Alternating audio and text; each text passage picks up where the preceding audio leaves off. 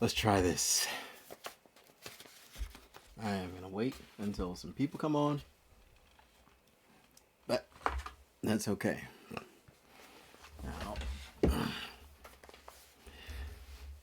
once y'all come in, I'll just start.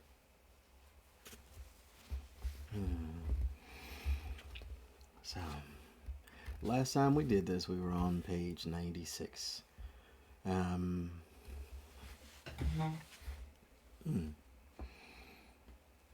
this hair is just like not right at all. What is that? What is that all about? Like, seriously, get right.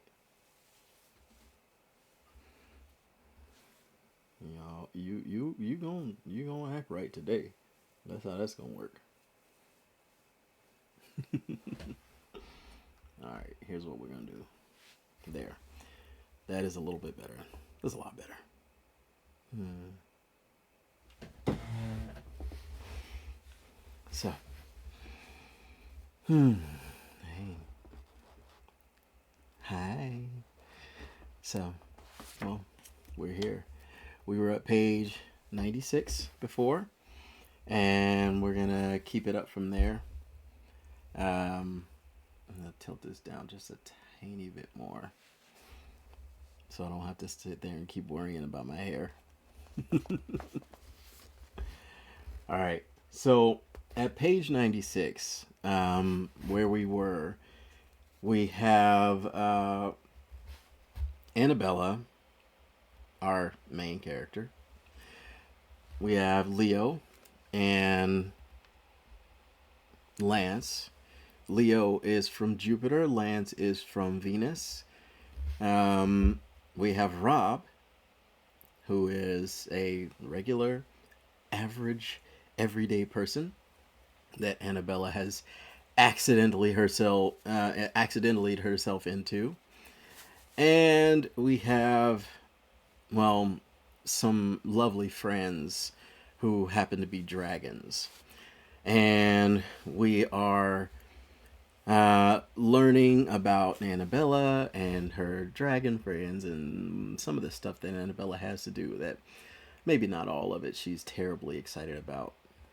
So, um, she has talked to Edwin, the gigantic, ancient earth dragon, about how she knows what she needs to do, which is talk to these boring, stuffy business people about some boring, stuffy business. She doesn't want to talk to them. She would rather the dragons do it, or Rob, or really anybody else.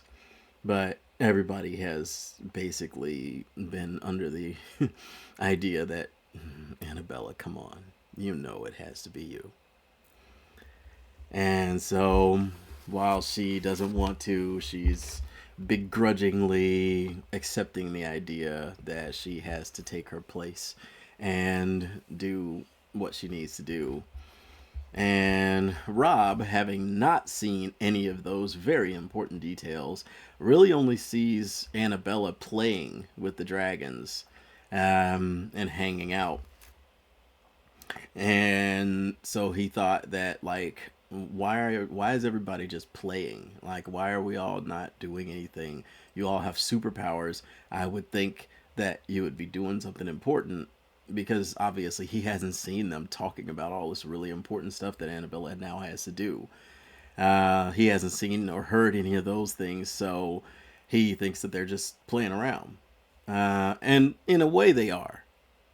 And the last thing that we saw before the end of the last stream was that Annabella looking over and kind of looking off into the distance, and realizing, or, letting Rob know that, you know, we all learn the hard way eventually, sooner or later, that we all need downtime.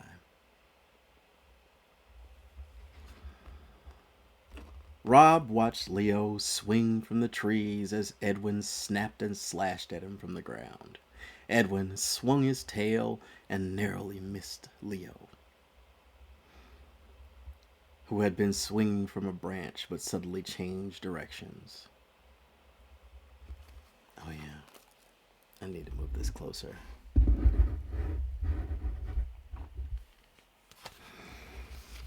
Downtime, huh? Rob ran over while trying to think of some witty comment. Before he opened his mouth, though, he noticed a gigantic clawed hand swinging down at him. He barely had a chance to put his hand up before it slammed down on top of him, practically flattening him. All the wind was knocked out of him, and he had to crawl away.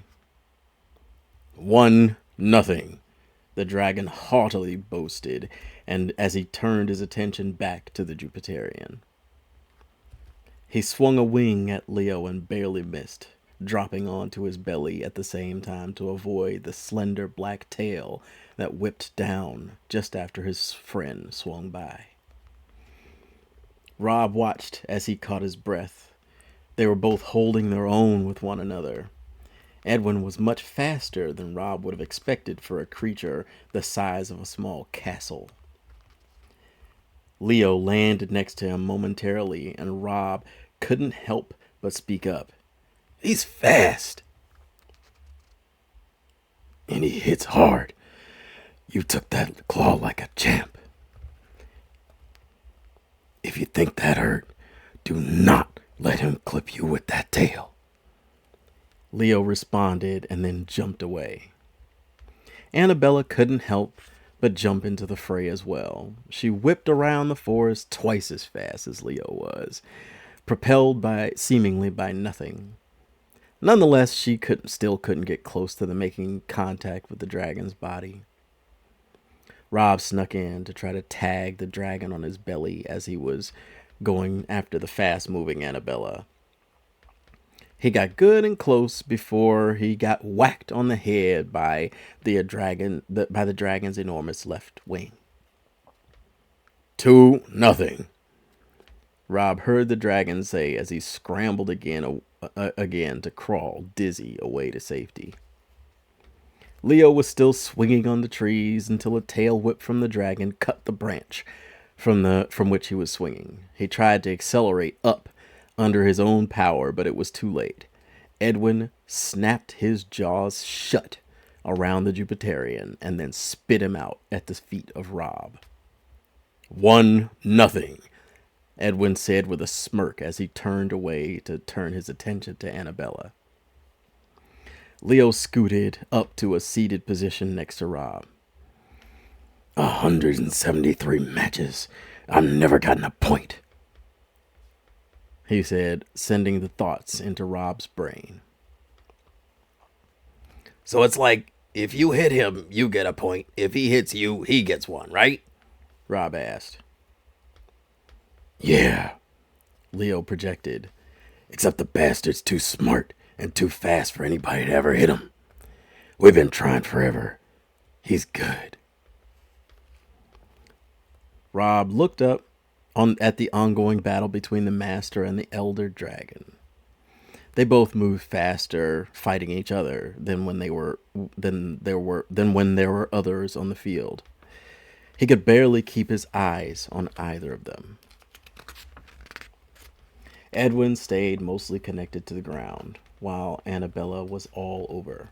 In the trees, in the air, on the ground, in front, to the sides, behind the dragon. But no matter where she went, every move she made was very nearly met by one of the dragon's mighty limbs.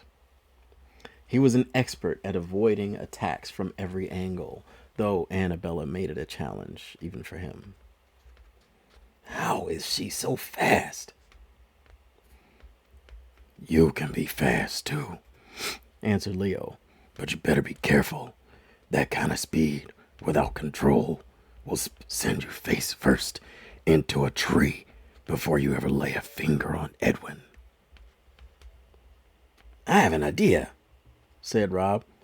Bet it's been done, responded Leo.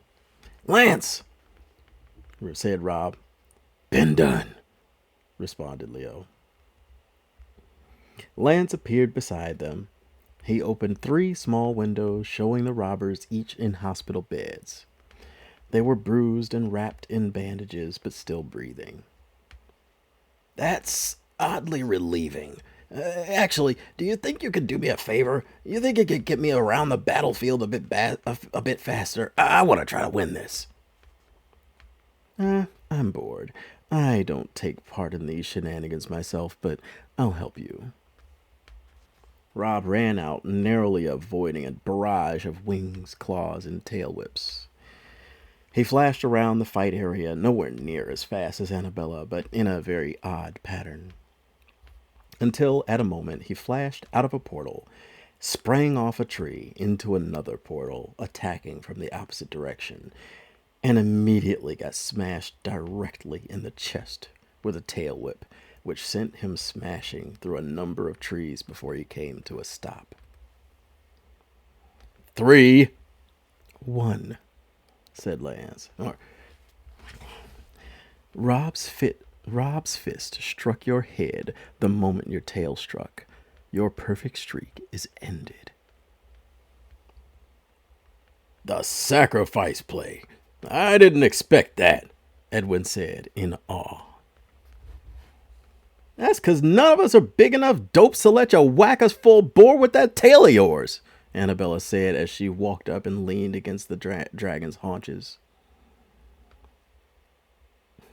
He didn't last long. Are you going to find a new friend for us? If so, I may have some suggestions. Lance was cut off before he could finish by the sound of groaning and the snapping of twigs and branches. He's fine. I don't know about Venusian text, but my shields actually work. Annabella knew this was going to annoy her Venusian friend. Lance rolled his eyes. 3-1, and I'm gonna go ahead and retire now, wheezed Rob, finally getting back to the gang. He leaned against a tree and clutched his rib cage. I did not think that through. Annabella walked over and plopped onto the ground next to him. Hey, that was pretty dumb, but it worked better than any of the smart plans we were all doing. I guess. Man, that hurt. Any chance you could give me a shield that works like yours? I don't want to feel hits like that. Wouldn't have helped. I'd have felt that too, answered Annabella. I thought you did a good job. It took some real guts to face a direct blow from my tail just to get a strike in sparring, said Edwin. Wait, sparring? You all were holding back? I was fighting as hard as I could. Jeez, what are you people? Rob coughed. Hey, good job, congratulated Leo, who walked over and held one tentacle up in the air in front of Rob, who high-fived the appendage. Afterward, Leo walked over to Annabella. Annie, I've got to take care of something. You got it here? He asked. I'm thinking to send Newbie over here to see V, she responded. By himself? Leo gaped, projecting the thoughts directly into Annabella's mind. Lot of faith in him suddenly. Are you sure he's okay? Volcarin isn't nearly as friendly as Edwin. I think he'll be okay, Annabella predicted. He's a tricky thinker. I can tell. He found us out there with Sammy without much help. He used his naivete to his advantage. And he isn't afraid to take a hit as long as he doesn't know how bad it's going to hurt. Okay, so, Leo glowered, you're not only going to send him to try to convince Volcarin to leave his home, you're going to send him in there completely unprepared. You're going to get him killed. But let me guess, this way is more entertaining for you, right? He wasn't prepared to see you either. You're about 100 times more dangerous than V, dismissed the master. I wasn't gonna fight him. I can't argue this right now. I'm gonna be late. You better know what you're doing, Leo warned. I'll be watching the whole time. I'll jump in if it gets too serious for him, Annabella reassured Leo. I sure hope so. Leo disappeared into a portal.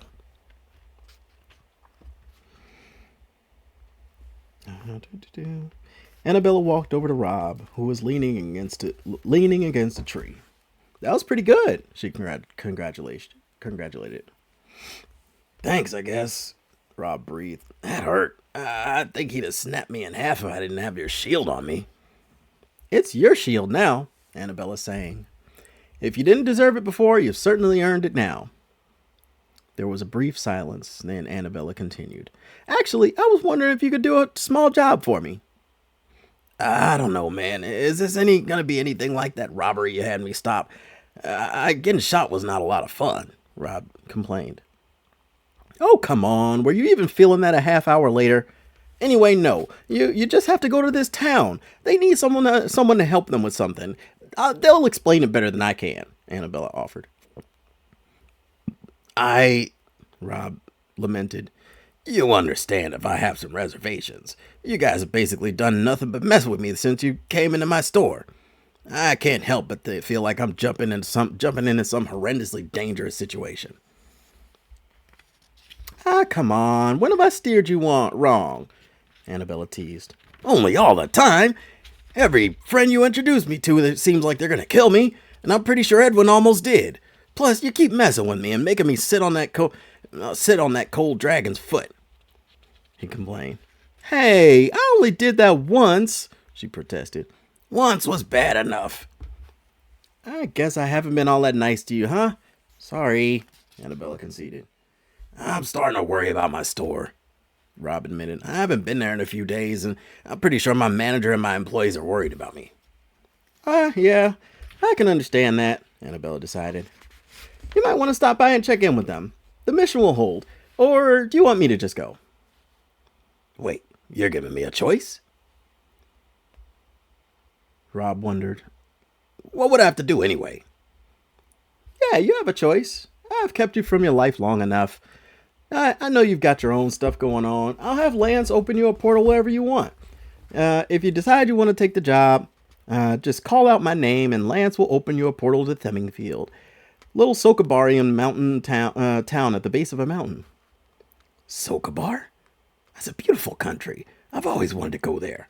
I'll call you. Actually, do you want to come with me to see my employees? They're pretty cool people, Rob inquired. No, it's okay. Maybe next time, Annabella pledged. I'll be listening. She beckoned Lance over, who opened a portal which Rob stepped through, finding himself in a familiar place, behind the counter of his shop. Give me a moment.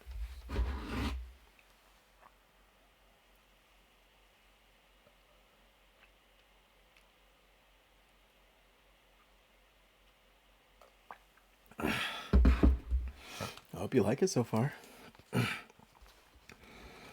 You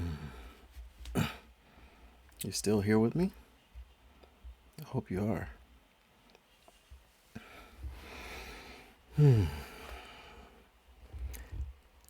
Yay. Hey, Rob. I didn't hear you come in. The voice was familiar as well.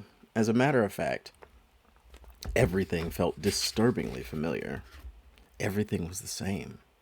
He'd only been away for a few days. As the owner of the store, his employees were quite used to him not being around for days at seemingly random times. But he thought they'd have missed him this time somehow. Yay, I'm glad you like it. I was on the register earlier, but if you want, I can rather do the bank run while you're here. It was Francine, his manager. She hadn't even noticed that he was gone. How was everything so familiar but so different? You're okay on the register. I'll take care of the bank run. I'm on my way out anyway. You need anything? Rob responded on autopilot. Nah, the drink guy was late today, and John came in hungover, so I gave him a bit of an earful. Otherwise, it's business as usual. Sarah's in tomorrow with me, unless you need to do something different with the schedule, Francine explained. To them, nothing had changed. The world of magic, dragons, aliens, portals, and bulletproof shields just didn't exist as far as they were concerned. The schedule's fine. Did you send John home? Rob inquired, inspecting the stock levels behind the counters. Yeah, he's sleeping it off. I wanted to sit him in my office with a strobe light and some techno music, but I figured you didn't want to get sued. The manager chuckled while straightening things in his store. You going somewhere? Huh? The question barely registered in Rob's head, still spinning with thoughts of dragon sparring matches and mounds of magical snow being dumped over him. You said you were just stopping in for a minute. You're on your way out? Francine probed. Oh, yeah, I've got something to take care of. I'll probably be gone a few days, Rob divulged. Okay. Want me to take care of the order while you're out? Francine queried. Yeah, we're out of the Stanson flavor packs. I had to throw away the last pack because it was out of date. Make sure John checks dates the next time before he faces the stock, Rob mentioned. Will do, Francine said flatly. Francine, Rob started. You're kicking butt here. I appreciate all your hard work. Ooh, where's this coming from? Is this when I asked for a raise? She joked. No, I just wanted to make sure you knew I see you. Anyway, looks like you got it. Just call me on my cell if you need anything. Rob made his way out of the store and into the town. Went to the bank and a few other stores. He stopped by his home and looked inside his fridge. Empty, save for a few beers and a bottle of barbecue sauce.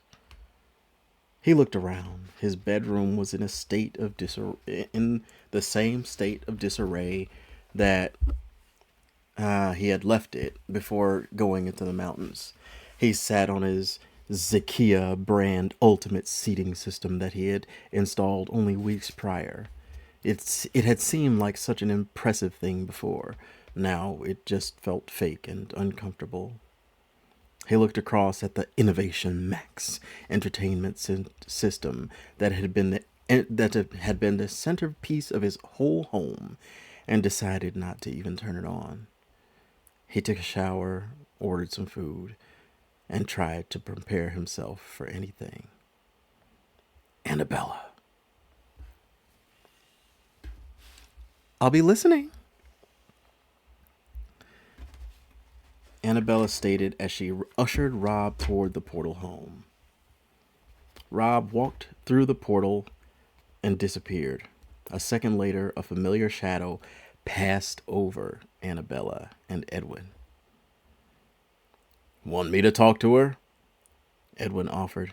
I'll take care of it, Annabella whispered. Annabella slowly and silently rose through the forest clutter.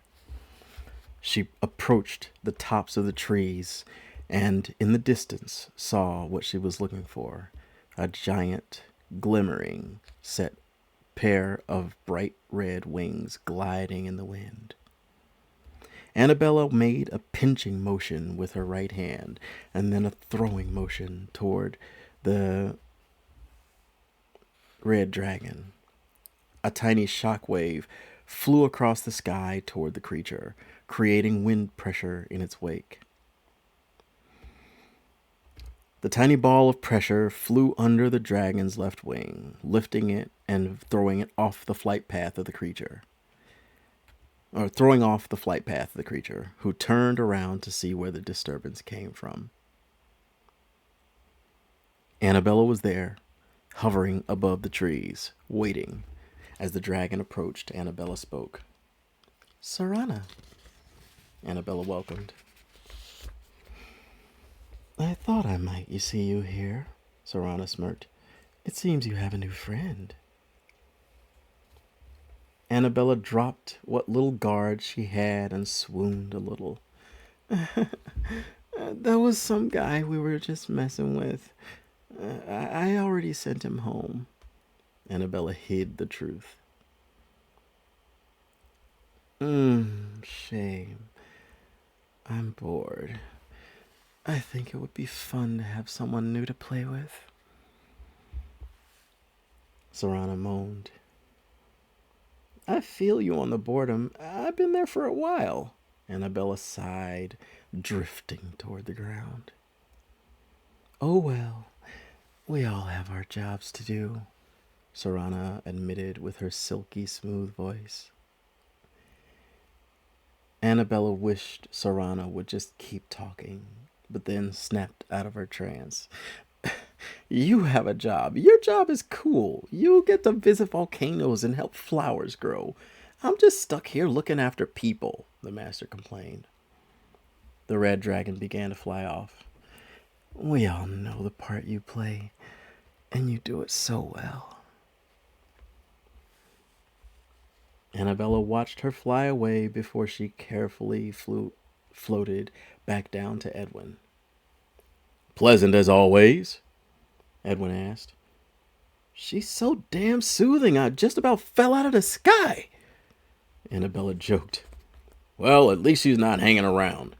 Rob seems to be a good man. I would prefer not to find out. I would prefer to find out for sure before she comes along and turns the volume up on whatever his personality type is. Yeah, I get the feeling Constant Corp wouldn't have been nearly the problem it is without her help, Annabella accused. I never would have known how greedy these people are. Annabella flew home and relaxed for a while until she heard, Annabella.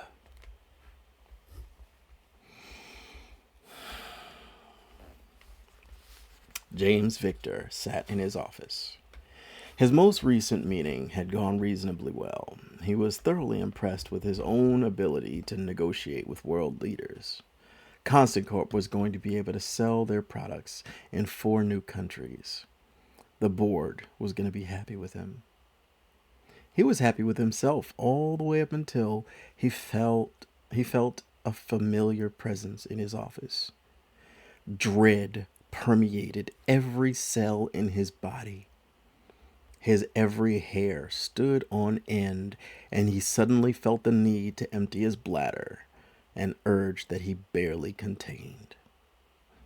James Victor raised his eyes from the dimly lit papers on his desk. He wished that he had asked his assistant, Cindy, to turn on the lights in his office before she left for the day. It was too late. If he tried to stand now, the gelatin that had replaced his knees would send him to the ground in a heap, and he'd be completely helpless. This seated position, a quivering mass shaped like a businessman, was going to be about as powerful as he was going to look. Good evening, James whimpered.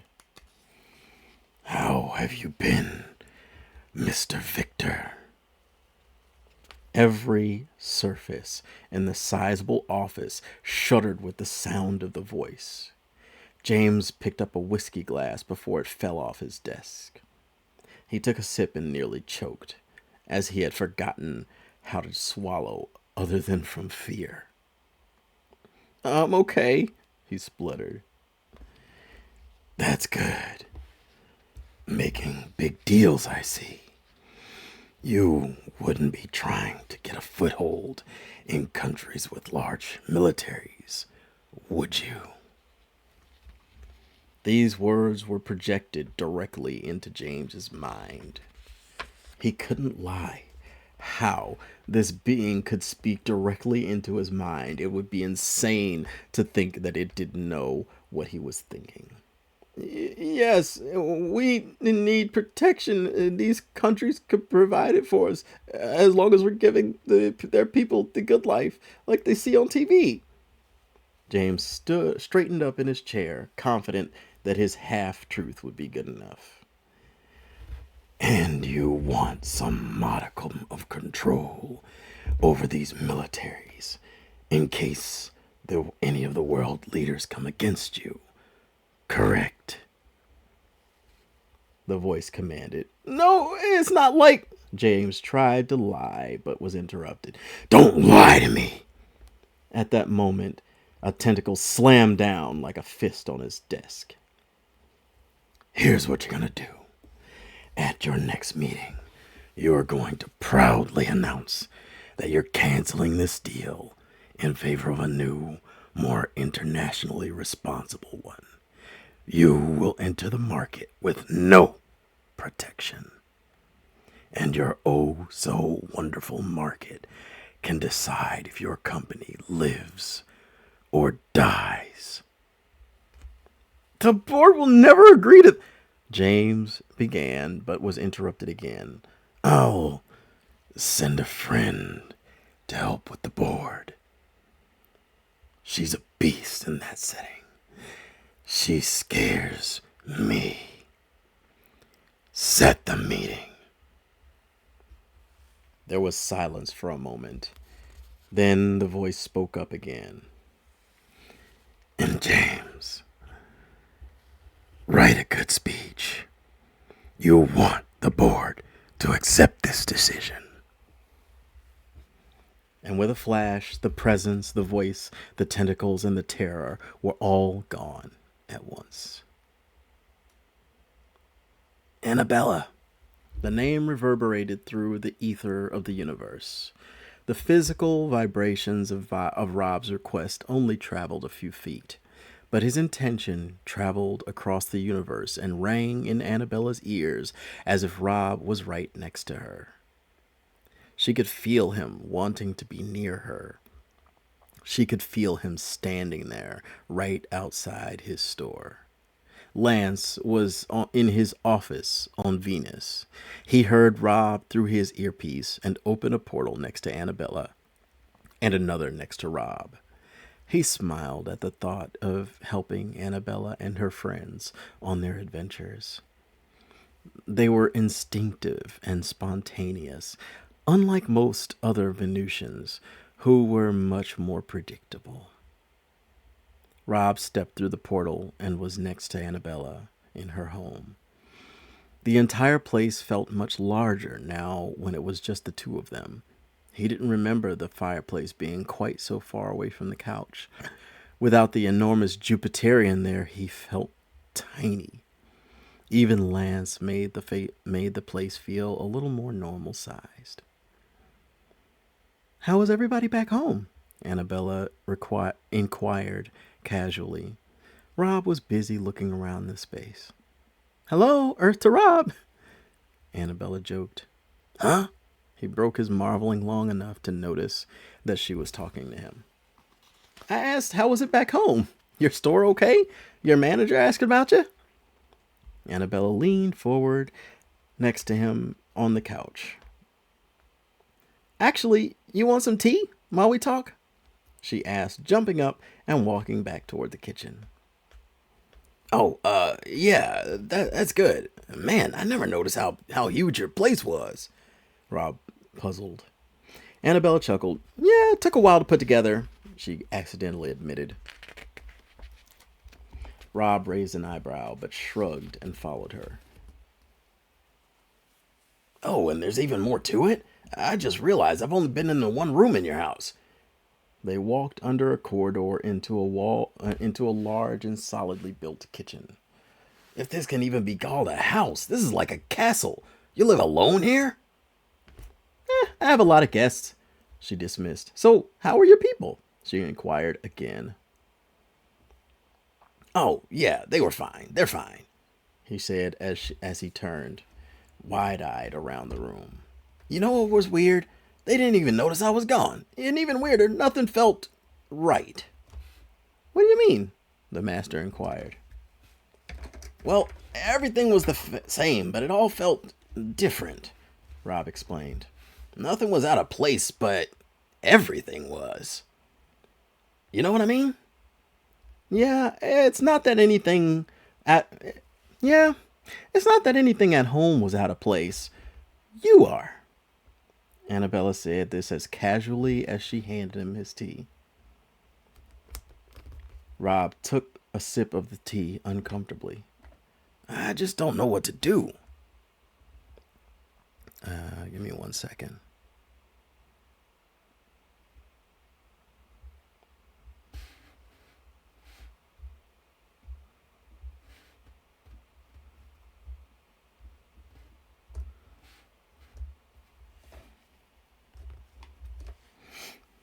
I just don't know what to do. Where is it? Annabella contemplated. Can I help you out with a bit of advice from my own experience? Rob is friend. Rob is friend. Rob blew on his tea. She continued. I've wrestled with exactly the question you're considering right now. Where do I belong? Who am I? I gotta tell you, it's enough to drive you up the wall. If I've learned anything, nobody really belongs anywhere. You either make your own place or you fade into the background. Personally, I like the background. She took another sip of the tea. Every time I've ever stood out, it's always been a nightmare. Normal society is so damn needy. Rob stared out into the distance, hardly noticing the gorgeous view. They both took a sip. Then she continued. I obviously don't know you well enough to tell you in what direction to go. She paused again, walked next to him and joined him, looking out the window, and finished. But from my experience, I could say to cause as few ripples as you can. We have power. You're probably right, we should use it to help people. But if you're not careful, you'll be micro-adjusting the level of green in someone's lawn or helping 100,000 janitors sweep their floors every day. And they'll make you feel like you have to do it just because you can. Rob stared off into the distance. Why did you give me the shield? The question caught Annabella off guard. What? She choked. Why did you give me, of all people, superpowers? Rob persisted. She had thought he might be curious, but never knew never knew that he would voice that curiosity so clearly and so early. At first I thought you were annoying, she started. But when you were able to pull together the clues to find us, I don't know, I thought you might be kind of cool. I had already introduced you to Leo, you passed out, which is a normal response to him, but after that you still came looking for us. Something about that just... And then there's this energy coming off you. I can't put my finger on it, but you just seem like somebody I'd like to keep around. They both looked out the window for a moment before she continued. Plus, giving you a nearly impenetrable shield makes it where I can pull all kinds of pranks on you and not have to feel bad for it because I know nothing's really going to hurt you. She chuckled. I knew it, Rob proclaimed.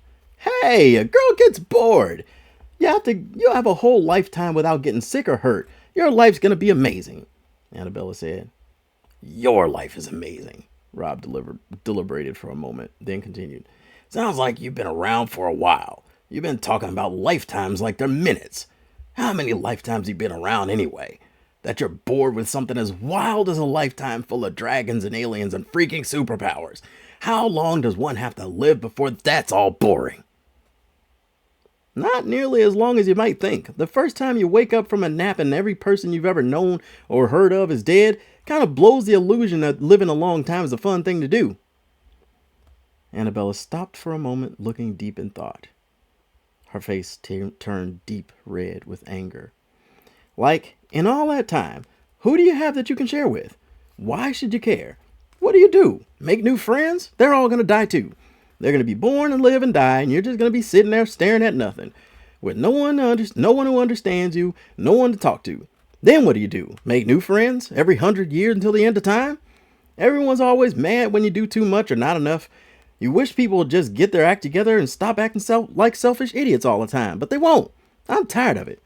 Edwin says that I'm the one that has to change, but I don't want to change anymore. I've had my change. You change for once.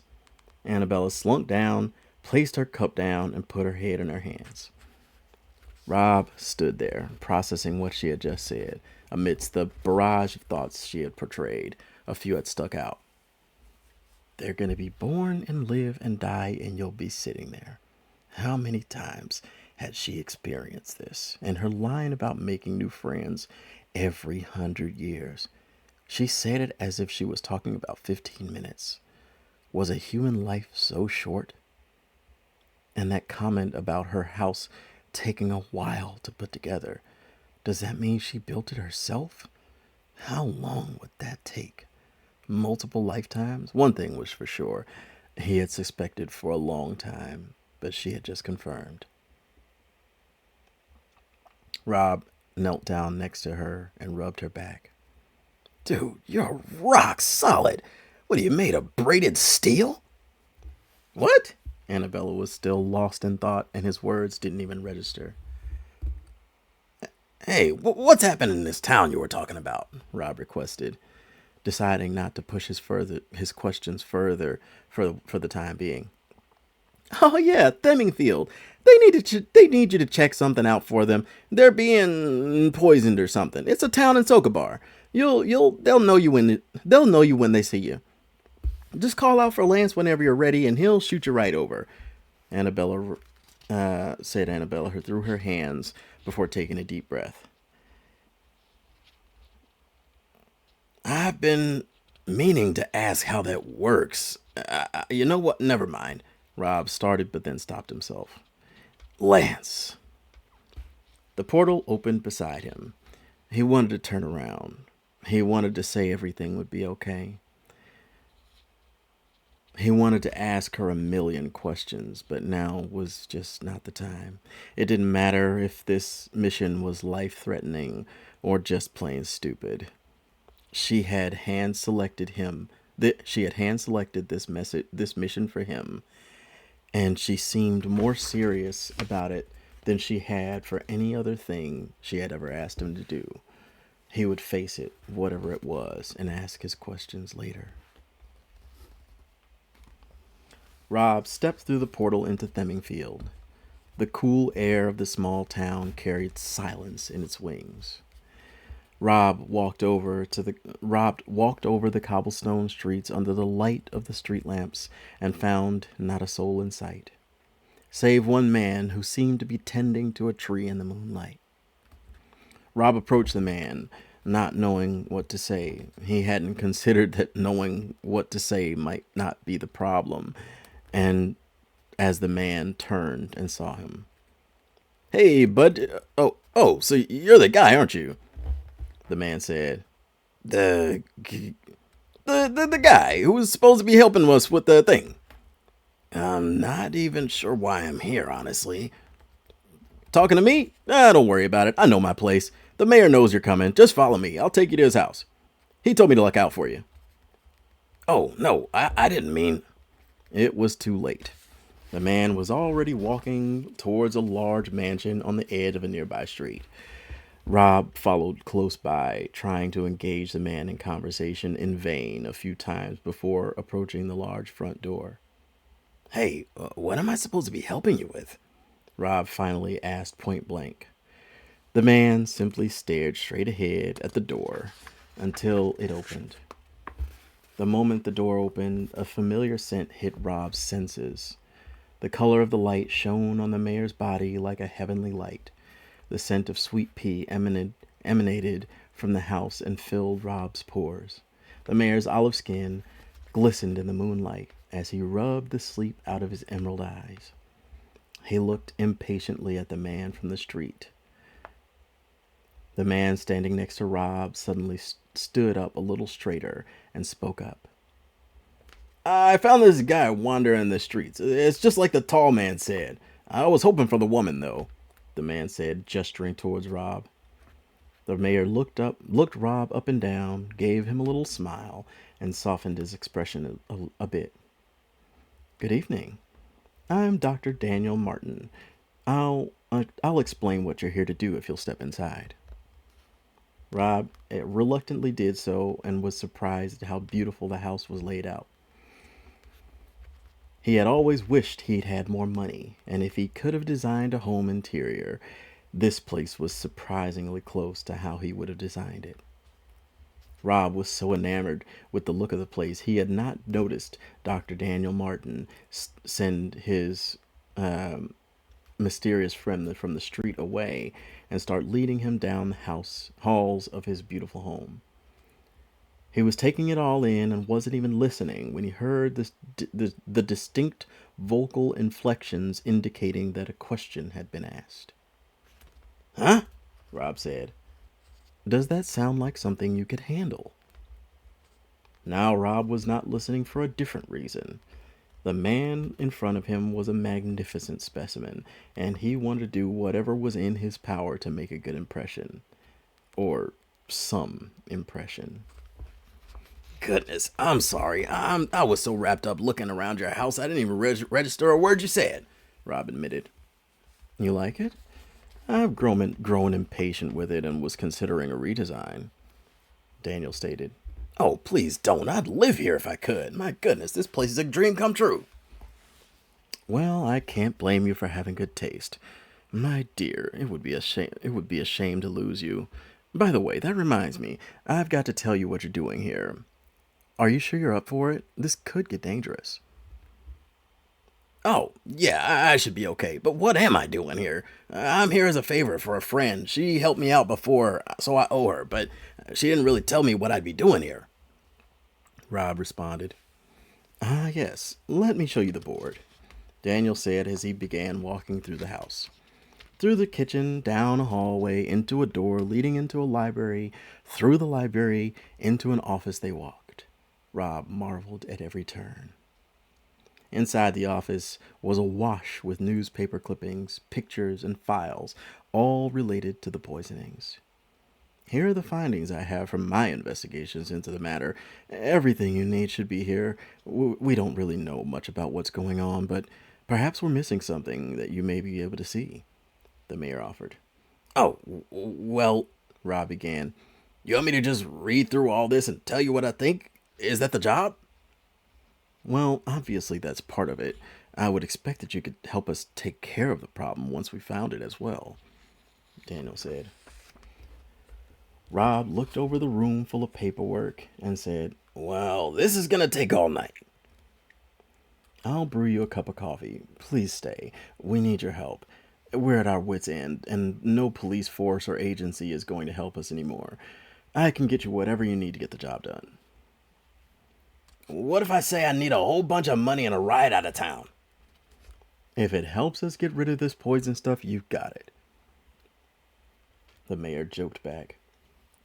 Okay, well, I promised I'd give this thing a try, and I intend on keeping that promise, Rob said confidently as he reached for a stack of papers. And yes, please, coffee sounds like a good idea. Well then, I'm off. I'll be back momentarily, and if you need anything, just ring the bell. Rob looked over to where the mayor was pointing, and there was indeed a rope that led into the ceiling, and it looked like the type of thing that you would see in an olden-style castle. Are you gonna come if I ring that, or is it gonna be some unseen lackey that you have yet to introduce me to? No, it just gets my attention, Daniel snickered. But I'll have to look into the whole lackey thing if that's something you want. Rob blushed and let out a little chuckle before Daniel turned on his heels and walked out of the room. Rob was left alone with his thoughts, and along with the mountain of papers that sat there waiting for him. He began looking through the papers before long a pattern started to emerge. This felt strangely familiar, and for some reason the pictures of nature outside of town made him think of some of the friends he'd recently made. Daniel came with the coffee a few minutes later. See anything interesting? He asked. It's gonna take me a while to get through all this. It's definitely not what I thought I'd be doing tonight, Rob asked. What did you think you'd be doing? Daniel asked. I don't know, Rob said, eyeing a newspaper clipping. I've been doing a lot of fighting these past few days. I kind of thought, well, it doesn't matter. I'm glad to be here instead. Daniel looked surprised. Fighting? Well, I'm glad you're here too, if that's what you've been up to. That's exciting, though. I had asked what that was all about, but it sounds like you don't want to talk about it. Tell me later, though. Rob looked deeper into the papers and didn't notice when the mayor left. He dug deeper and deeper, coming back to a few images and articles as the picture began to take shape. The night came and went with Rob at the hill of papers. He went out of the room just in time to see Daniel approaching with a fresh cup of coffee. Here, you'll probably need this, he said. Rob took the coffee. Have I been in there all night? I didn't even notice. Yes, at one point I checked on you. I even called out your name, but you were so engrossed in your work I just decided not to bother you. Daniel paused for a moment, then asked, "So, are you some sort of detective or something?" "Huh?" answered Rob. Uh, oh, yeah, no. I'm just really interested in your town. At first, I was just going through the clippings about the poisonings, but I started seeing a bunch of cool stuff about your town. You have a gold medalist from here? Oh, yeah, Steve Graves. He's actually the son of the guy who brought you here. We're all really proud of him. Huh. Rob opened his mouth to say more, but his mouth turned into a yawn. You must be tired. Let's get you to a bed. We'll talk more before dinner. They walked to a bed and Rob laid down. When he awoke, Dan was at his side, nursing the wound that he had gotten from the dragon's tail whip earlier. Rob's side ached from the pressure being placed on the area. What did this to you? Dan asked. Rob answered, You wouldn't believe me if I told you. I've had a pretty crazy past few days. Try me. The mayor's soothing eyes pierced every defense that Rob had. Oh, well, I met some people not too long ago, and they have a lot of crazy stuff going on. Rob realized how incredibly crazy his story would sound. He was much more interested in getting closer to this person who was before him. Sorry, I just. Dan reached forward, and with a towel he seemed to have produced from nowhere, wiped Rob's cheek. Rob reached up and caressed his hands. Their eyes met, just for a moment. At the offices of Constant Corp boardroom, James Victor stood, dressed confidently in a smart gray pinstripe suit with a flat gray shirt and a sun-kissed yellow power tie. It was a look he had developed over his years as a business manager. The look projected boldness, power, and an I'm not afraid of the limelight attitude. He, however, did not feel this way today. He wouldn't feel powerful soon when the board members started to appear. Today, he trembled in his expensive custom wingtips. Even now, he wanted to slink into the corner and disappear into the comfort of his favorite jelly donut. He knew they were coming. He figured that the demon creature, whatever it was going to show up soon with its female friend. He didn't know what horrors would come if he didn't obey. The monster had said, She scares me. How awful must she have been?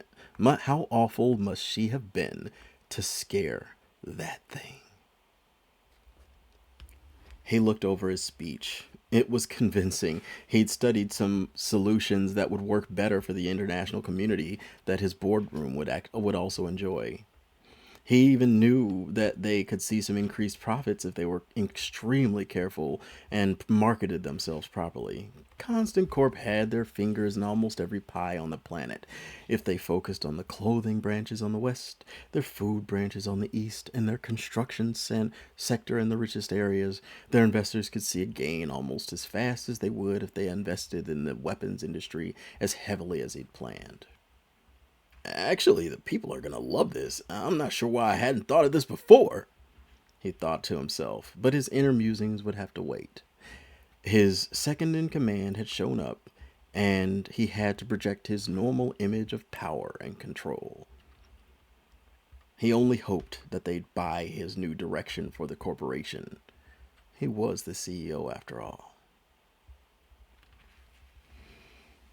I should check your water reservoir, Rob said, donning his shirt after what had been quite a refreshing shower and some vigorous exercise. Oh? Dan said, dressing himself. Hint, hint. Yeah, I noticed usually someone within 2-3 days of visiting a restaurant that serves some unfiltered water from the local reservoir, that's when they get sick. I'm assuming, of course, but by the look and age of this town, I'm I'm thinking I'm pretty close. Thinking some of the older places that don't use filtered water here, Rob deduced. Yes, you would be right. The only places offering filtered water are the really expensive places, and no one visits them unless they're trying to impress someone. Dan replied, "Do you need help looking? I could organize a posse. It would be cool, like the Old West." "I'm okay. I doubt I'm gonna find your culprit on my first outing. Mostly, I just want to check the place out for any clues where this poisoning is coming from. Something like this that affects everyone in this size of town, it's got to be strong," Rob said, putting on his shoes and heading for the door. "I'll just head over and check it out." Rob made his way through the town, having learned its layout over the course of the night through the many maps and articles he had been studying the night before. The bustle of the town died down as he reached the town square, but he ignored the people slowing down, staring at him from the street corners. Everyone seemed to give him a wide berth. He knew what they were concerned about. They knew why he was here. There was only the need to press on. As he approached the outskirts of the town, he followed the water. The creek led him up the mountain path and up to a water tower, wooden and old. There was not much special about the tower, save for a slight bluish green tint at the base that led about halfway up. He found the ladder up the water tower and began to climb, turning his nose up at the scent of the air as he climbed higher. At the landing of the top of the tower, he crawled around and found what he had been looking for, a small crack in the wood, right at the maximum level of water. It wasn't enough for a leak, but might have been enough to allow in something from the surrounding environment with enough time. Now that he knew how the poison was getting into the water supply, he had to figure out who or what was doing it. He climbed down. The newspaper clippings and maps reporting from the town had brought him up to the mountain to the water source. There was nothing left. There were no more hints. There were no more clues. Rob sat down and placed his head in his hands. He remembered Annabella being in this position. He remembered her, with all her powers, for some reason, feeling helpless, and he understood her, just for a moment. Then he remembered something Lance had said, something about these powers she had given him. They were linked to his intention. Something about that just hit him. How deep did this intention thing go? Was he usually able to make such impressive deductions? Had he always enjoyed detective shows, or had he just watched them out of boredom? Did he watch them at all, or were those just false memories? If this power could permeate his muscles, could they reach his mind? "No, no," he said to himself, rising up and walking deeper into the woods. "I watch those shows. I'm a businessman. I have to look at trends and patterns all the time. I'm built for this type of work. Plus, I was totally trying to impress the mayor back there. He's gonna be much more impressed by a big detective than a lowly service station owner." Yeah. Rob kept walking and talking to himself, and didn't pay attention to how deep he was walking into the forest. "And what was that story was sending me into that robbery completely unprepared? I still don't know if they made it out of there alive. I don't have any idea what I intended trying to fight off those guys in there. I mean, they had guns, getting shot hurt. What were they thinking? And sparring with a freaking dragon? Nobody knew how much that tail whoop was. Nobody told me how much that tail whoop was gonna hurt. I could feel that in my ribs. What if he wasn't playing? He could have killed me. I'd been smashed into a fine red mist. What if this shield thing hadn't worked? Have they thought about that? I bet not." Rob kept complaining to himself and walked so far that he didn't notice how much the trees started to rot away and the land became more rocky and barren. One moment.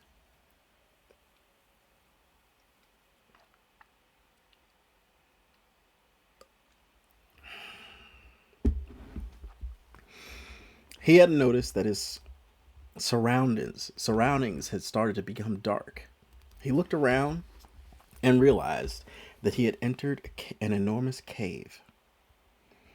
The opening was massive, and there were twists and turns that looked big enough in which to build a house without a problem.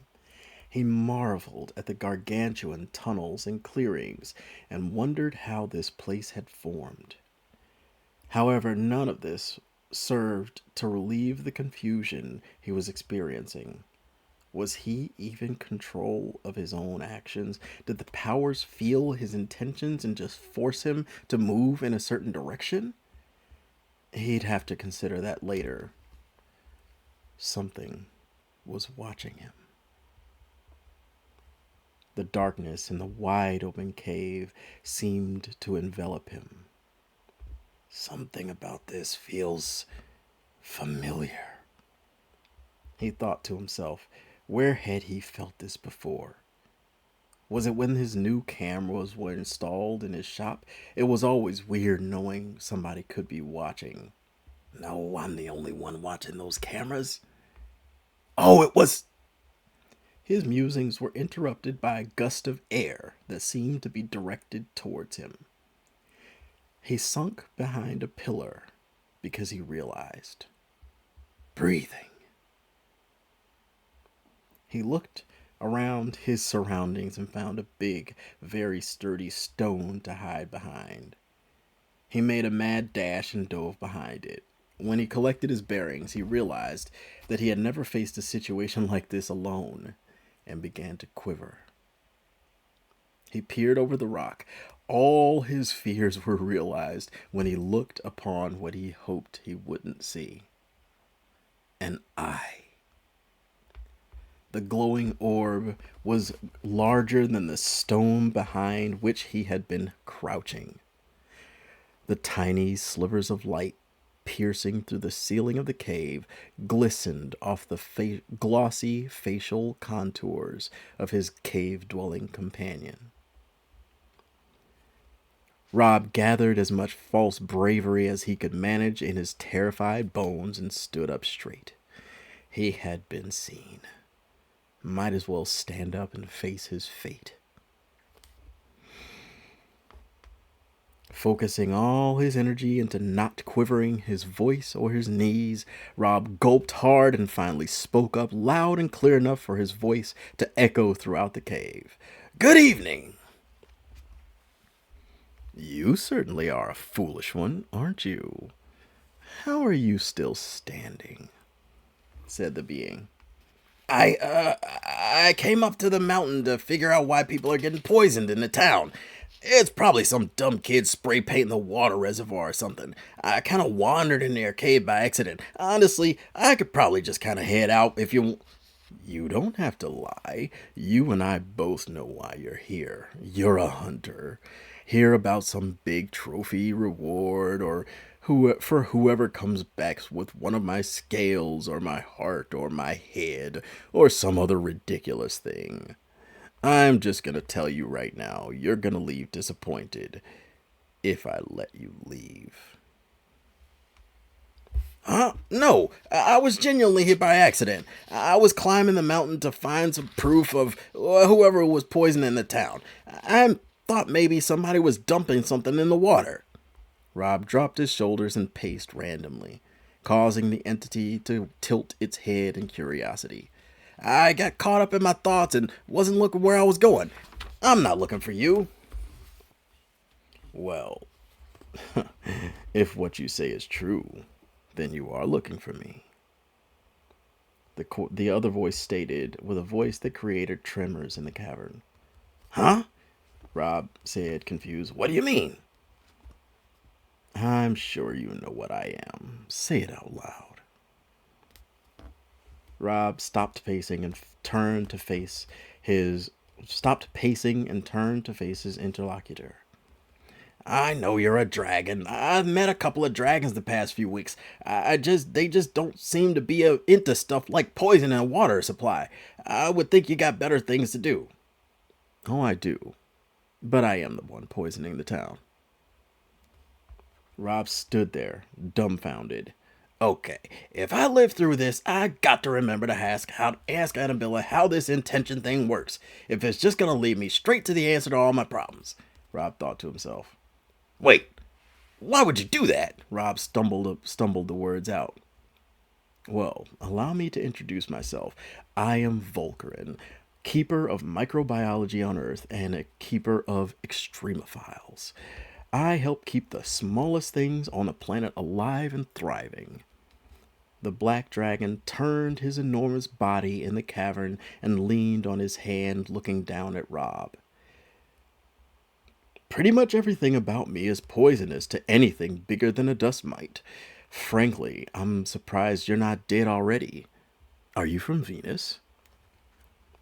I'm from here. Well, I'm from Earth as far as I know, Rob joked.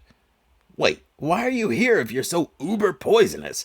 Don't you know these people are getting sick? Why not move? Why should I?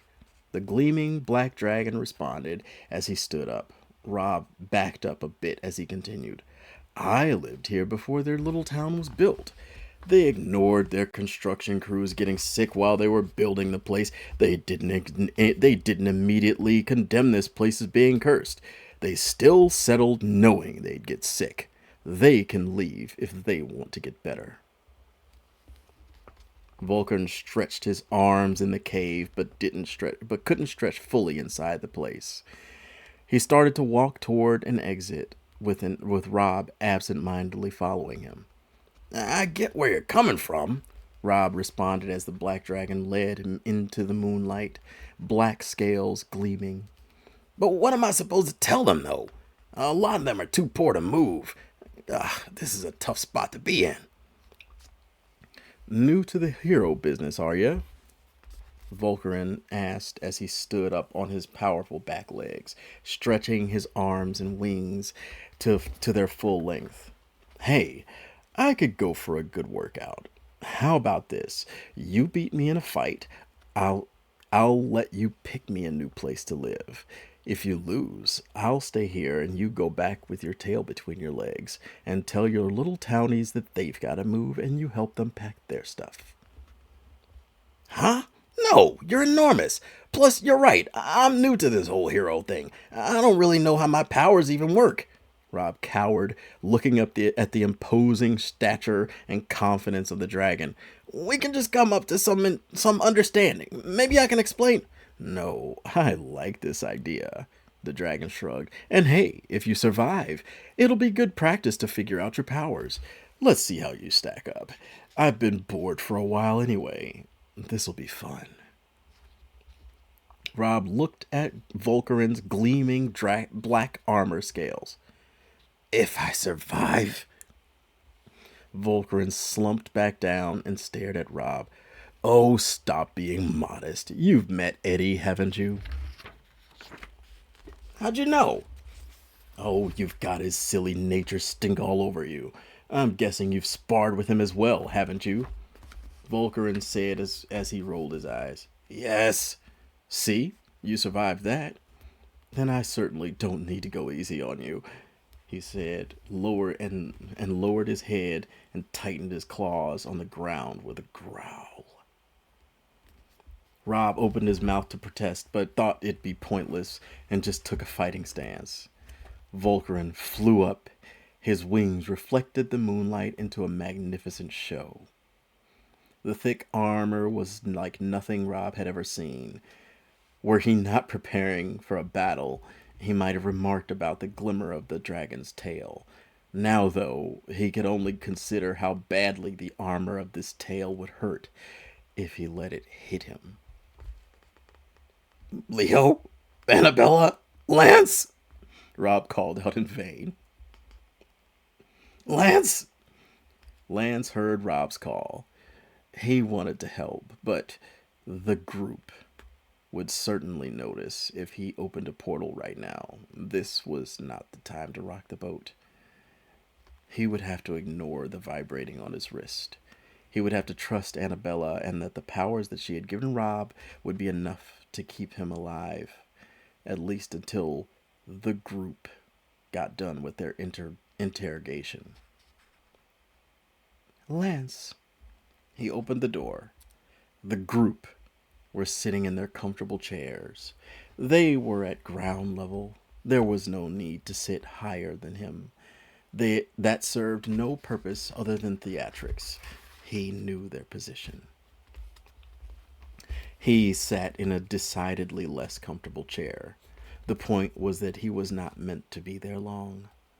Judging by the weight he felt in his seat, he could feel that he would be there for about what's known as 14 minutes in Earth time. It was his intention to reduce that amount of time. Good day, one of the members said. A test. There shall be no attempt at small talk. Inefficient. If you're in an efficiency hearing, the last thing you want to do is engage in small talk. Lance answered simply, Yes. There was no time for niceties. The group dove directly into the charges for which Lance was being held. You have helped the terrestrial beings. This has led to Q3, Q4, I7, and D6 inefficiencies across the board. What do you have to say? There was no time for explanations. He couldn't tell them how Annabella had taught him the meaning of friendship. He couldn't tell them how she had saved his life, or how she had taught him how to feel. There was only time for the facts. I have helped the terrestrials. By interacting with their society, I've created a window through which the heroine Annabella can come help us defeat the Ludds. All 6 members of the group groaned. They stopped and looked at each other. Nothing about the Ludds was efficient, other than their love for killing Venusians. The group had no idea that Annabella had been the one to fight them off and lay out a layer of salt and silver to keep them away. They had no idea that that was the reason there had been no Ludd attacks for many years. Lance knew they had no idea. He also knew that this would cause a visceral reaction within the members of the group. May we continue? He had them on the ropes. They had, ever so briefly, lost their bearings. If he could manage to get them out of the meeting early, he'd prove them less than perfectly efficient. Yes, your use of group technology can be seen as reckless. Recommendation has been made to remove all technology and demote you from user class 1C to user class 3B. This is where Lance had his proverbial ace up his sleeve. Outfit Office output has increased to 99.97. Actions in section 16A have been increased by 0.04% due to minor adjustments in justice parameters, which has led to higher office morale. The one weakness Venusians could not overcome, even with 1,000,000 years of hardened efficiency. Morale was low. Morale was always low. That was just a fact of life. The Venusian people hated their lives, and that was just the end of it. Pairing morale improvements with increased output and past 99.96%. Move to end the meeting. Lance made a bold move, but after what he had just revealed, anyone in disagreement might well be accused of inefficiency themselves. There was a 5-second pause. This was mandatory in cases that required consideration. The group looked at each other for every allowable second and finally nodded. Yes, you are free to go. And with that, Lance knew that he'd have to deliver on the peace between the Venusians and the Ludds that he had promised. He looked at his watch. 13 minutes, 47 seconds. He'd go down a legend. Not only had his engineering unit increased efficiency, they had They did it while being happier than other units without their manager even being there to oversee them. And even more impressively, he had finished his group meeting a full 13 seconds before the scheduled ending time. A second or two earlier, and it would have seemed like he was guilty and trying to escape. He had been tried in major courts. He'd have been tried in major courts and found as a traitor to the people. But with this outcome, he'd be nothing short of bulletproof. Lance decided he wouldn't be surprised if they offered him a promotion after this. He thought to himself as he walked into his unit, maybe this was what Marcus went through when he knew Annabella. Lance walked into his unit. All 64 of the engineers under his management were diligently at work. They did not acknowledge him. They knew he was there. They did not they knew there was nothing out of the ordinary. The welders welded, the assemblers assembled. The designers worked on their computers. The 75th Engineering Ward was the best weapons lab on Venus. The increased morale was thanks to a candy bowl placed in the center of the room. No one used it. No one really paid attention to it. But once in a while, a welder would look up at it. A tech would walk past it a little closer than she needed to. Lance was the only one to actually take a piece. It had been an attempt to show that it was open for anyone to take.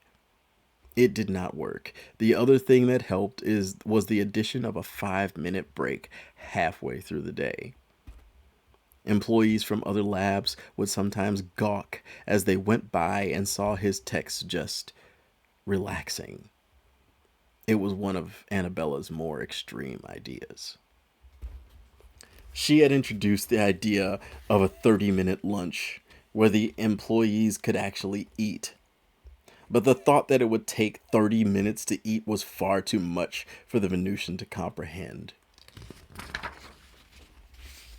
Lance sat at his desk, overseeing the ward. He worked diligently to complete his reports and follow up on engineering issues. Annabella and the team could wait until the end of the workday. No one would be able to say that he did not complete his work thoroughly and effectively. Annabella? She had heard Rob's call, but this meeting was far too important. He'd have to figure his way out of this situation on his own this time.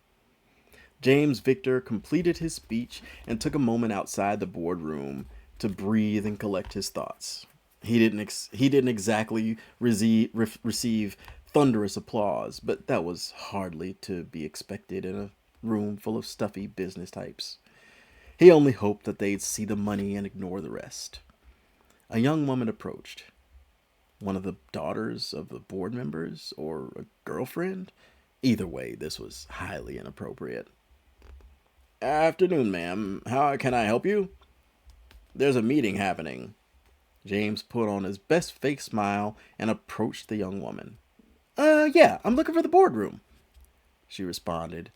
Bunch of wannabe business types trying to make some big deal in there. Guess I better be in there to check it out. Oh, yes, ma'am. James motioned toward the boardroom. We're having a discussion about the future of the company, but I assure you, everyone is quite busy. Is there something you need, or someone specific I could direct you to?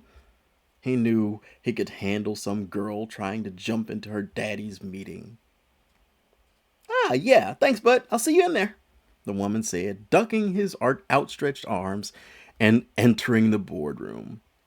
Who was this girl? She seemed like she could be the unsure type who he could normally turn away without much effort. She just danced her way into the boardroom. James ran in behind her in a state of near panic, to try to stop her. As he entered the room, however, she had already made her way up to the podium and looked like she had something to say. He'd look foolish if he ran up to try to stop her now. 30 seconds. That's what you have before I call security to have you removed from the building. Better get talking, Missy. James thought to himself while secretly bringing up the speed dial for the building security force. The young woman stood confidently staring down the room with a challenge no one in the room dared to meet. Look me in the eyes. How had this small, young, strangely dressed woman projected such presence in the room with such ease when he himself struggled to do the same despite his best efforts? It was no different when she spoke. The room seemed almost incredulous until she spoke. James had always had to portray his power in a manner that was tedious, difficult, stolid, and serious. The same level of respect that he won with a lifetime of accomplishment and dark colors and carefully chosen wardrobe, she commanded with her shabby look and a single word that she lilted like a songbird. Hey! Hey? The room practically jumped to attention at the word. James wished she could teach him how to command a room with such ease. The young woman continued with a bright smile. My name is Annabella.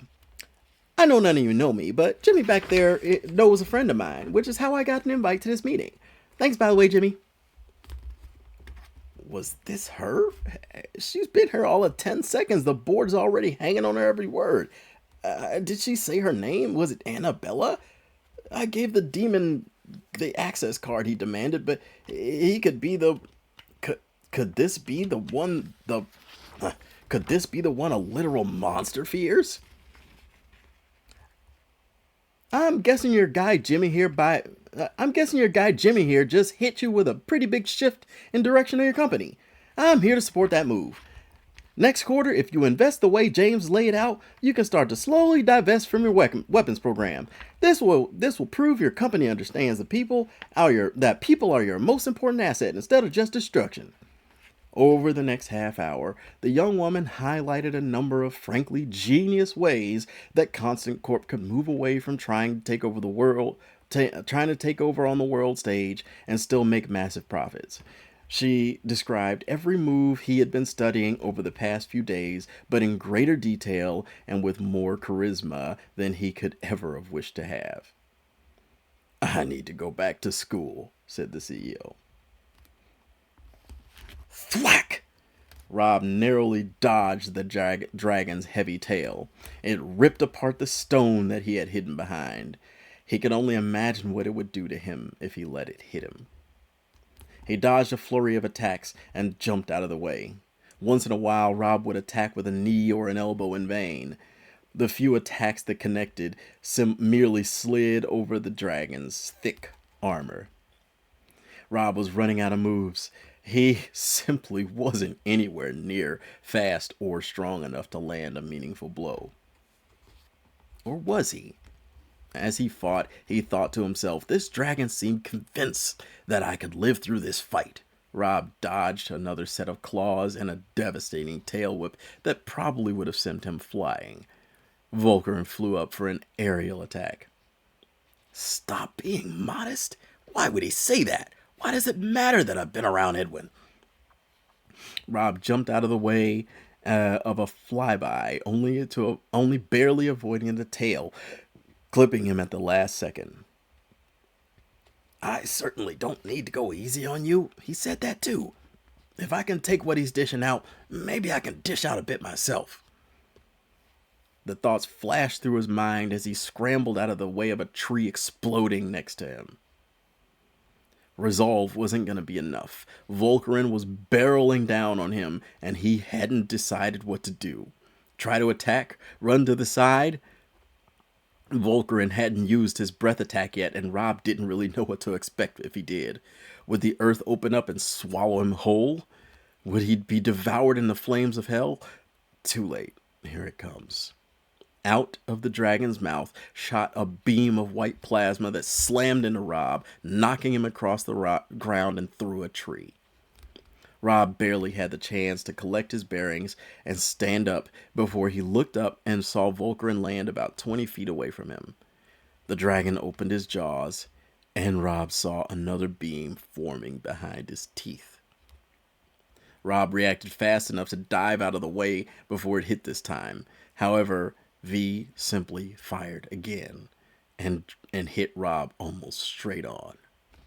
Rob flew into the side of the mountain, propelled by the force of the plasma blast. The shield held up, but Rob was out of breath. He just chose a direction and ran as fast as he could. There was a glow from under his feet, and he was launched up the side of the mountain at blinding speed with each step he took. His legs seemed to almost move on their own in the direction that he had been thinking of going. He looked back, and a very confused Volcarin was following his path and watching closely. Rob decided he couldn't simply run, and as this dragon was still catching up, he remembered the attacks that Annabella had been attempting in the fight against Edwin. She was bounding from tree to tree, high and low, in every which way, and she hadn't used any portals or tricks other than her own powers to do so. Gotta be worth a try, Rob thought to himself, looking for a place to try it while dodging incoming strikes. He bounded over the mountain, up and down, in and out of the tree line on the mountainside. Volcarin followed closely behind, clawing, snapping any time he got close. He fired off a few breath attacks that struck suspiciously close to Rob. Rob, in desperation, jumped from tree to tree in random fashion. He picked up a piece of wood. Wait, that was a huge log. He blew it into splinters before I could realize what I just picked up. Rob thought to himself as he parried another incoming claw. He tried in vain to pick up another large tree trunk, but it didn't budge this time.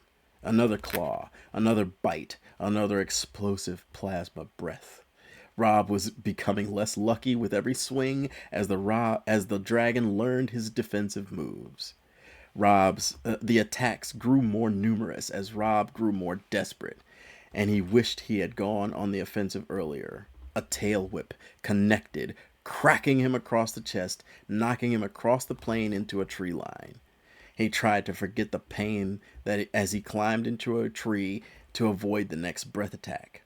The tree exploded under him, leaving him falling directly into the path of the approaching Volcarin.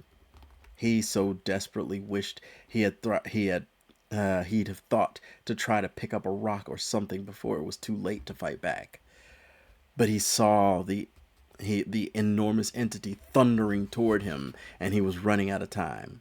As Rob turned to run, he instinctively pulled his hands up in a defensive stance, but noticed they seemed to be heavier than normal.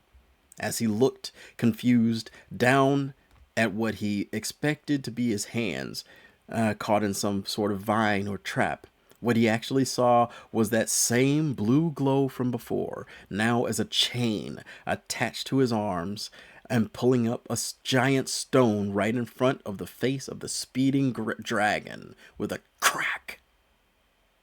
Volcarin fell over and took a moment to collect his bearings. By then, Rob had disappeared deep into the forest and found a place to hide. For a few minutes, the dragon flew overhead, searching the area to no avail. He finally landed and decided to call out to Rob. Look, Volcarin called out, we're done fighting. Actually, I'm going to go ahead and relocate. You can tell your towny friends that you fixed their poisoning problem. Rob came out from the spot he had been hiding. You're going to leave? I didn't think the rock hurt that bad. It didn't, the dragon admitted. But you gave me a pretty good workout. It was fun. It's not like I'm mad at you for asking me to leave. I was mostly just bored.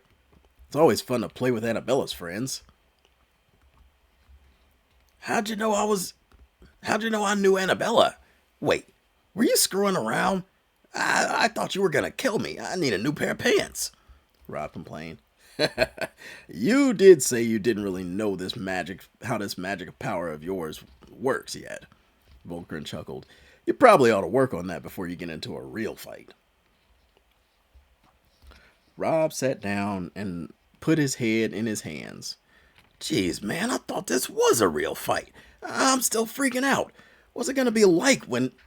He suddenly looked up. Wait, do you actually know how these powers work? Could you help me out? I'm really struggling here. Rob stood up and advanced desperately toward Volcarin. The dragon took a step back and held out a claw.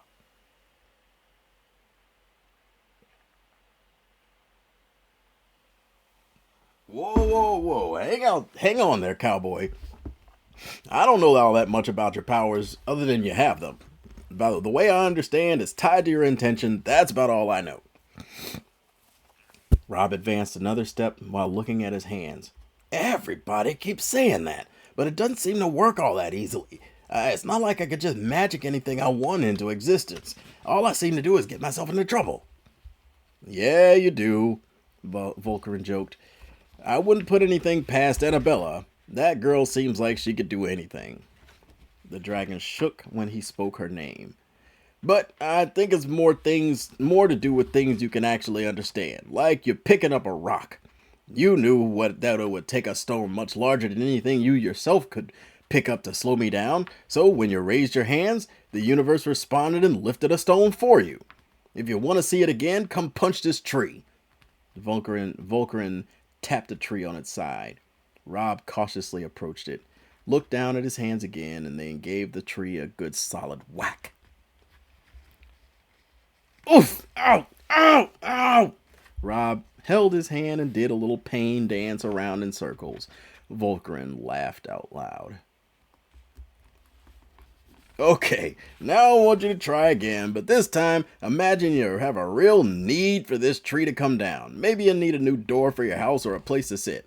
Or maybe, the dragon said with a sly grin, you just want a staff to beat about the head of someone who just watched you hurt yourself and laughed about it.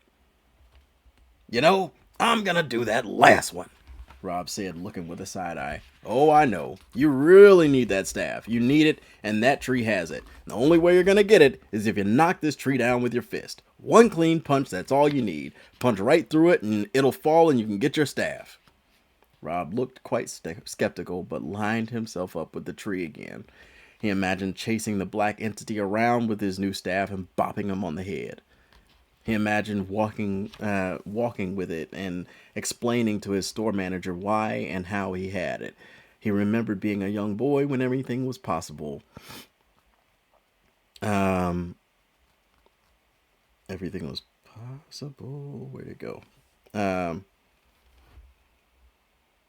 imagine his hand passing through with ease. He thought all of this, and with another whack, he hit the tree again.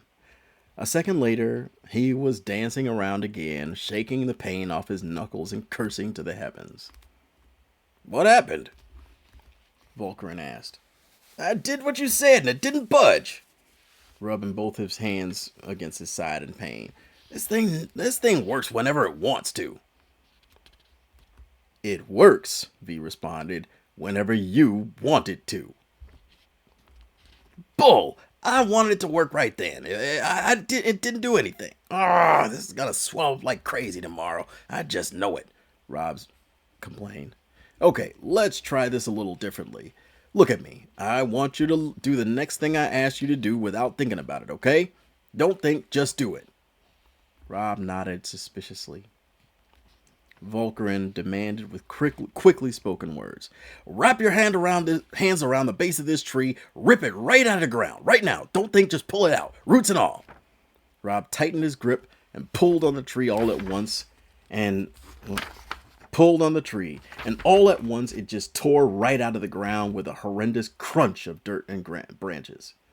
Oh my God, it worked! As he spoke, the weight of the tree became all too real and he let go, the full height of the tree collapsing and with a quaking whoomp a few seconds later. See? You lifted a full-grown ironwood tree on your own. Looked easy, too. Go, impress your buddies. Volcarin began to turn away, but Rob ran up and grabbed him. Wait, what else can you tell me? Rob begged. How else can I use this? What can I do? What can I not do? Help me out here, man. You know more about this stuff than I do. Look, you're gonna have to talk to Annie. That's about as much as I can tell you. She knows all about it. I've seen her fight.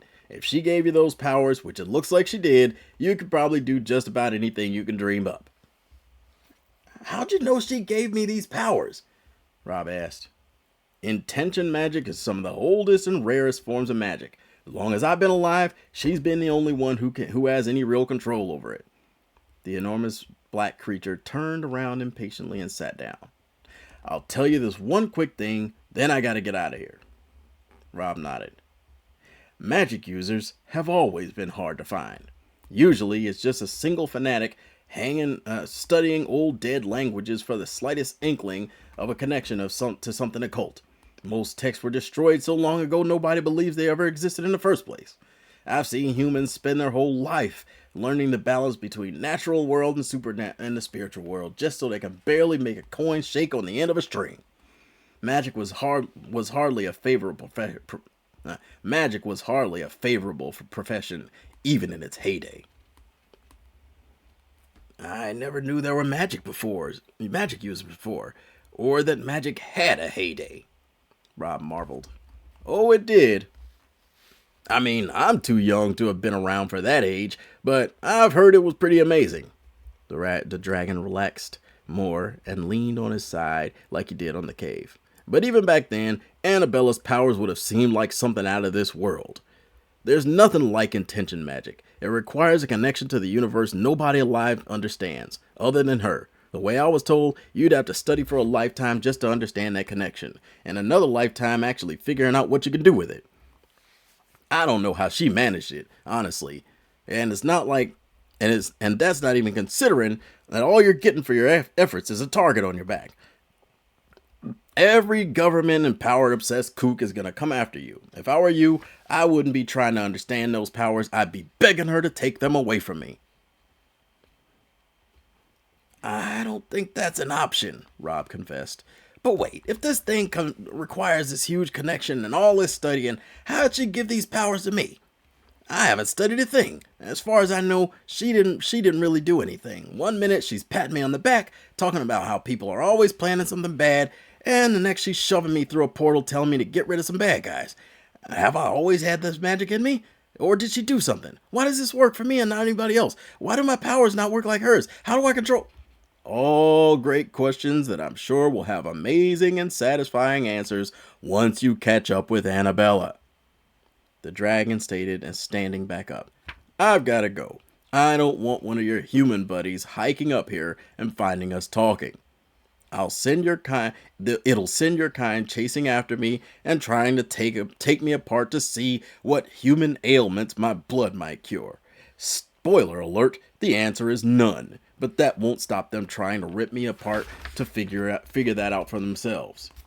Extremophiles to check on, pits of acid to bathe in, a dragon's work is never done.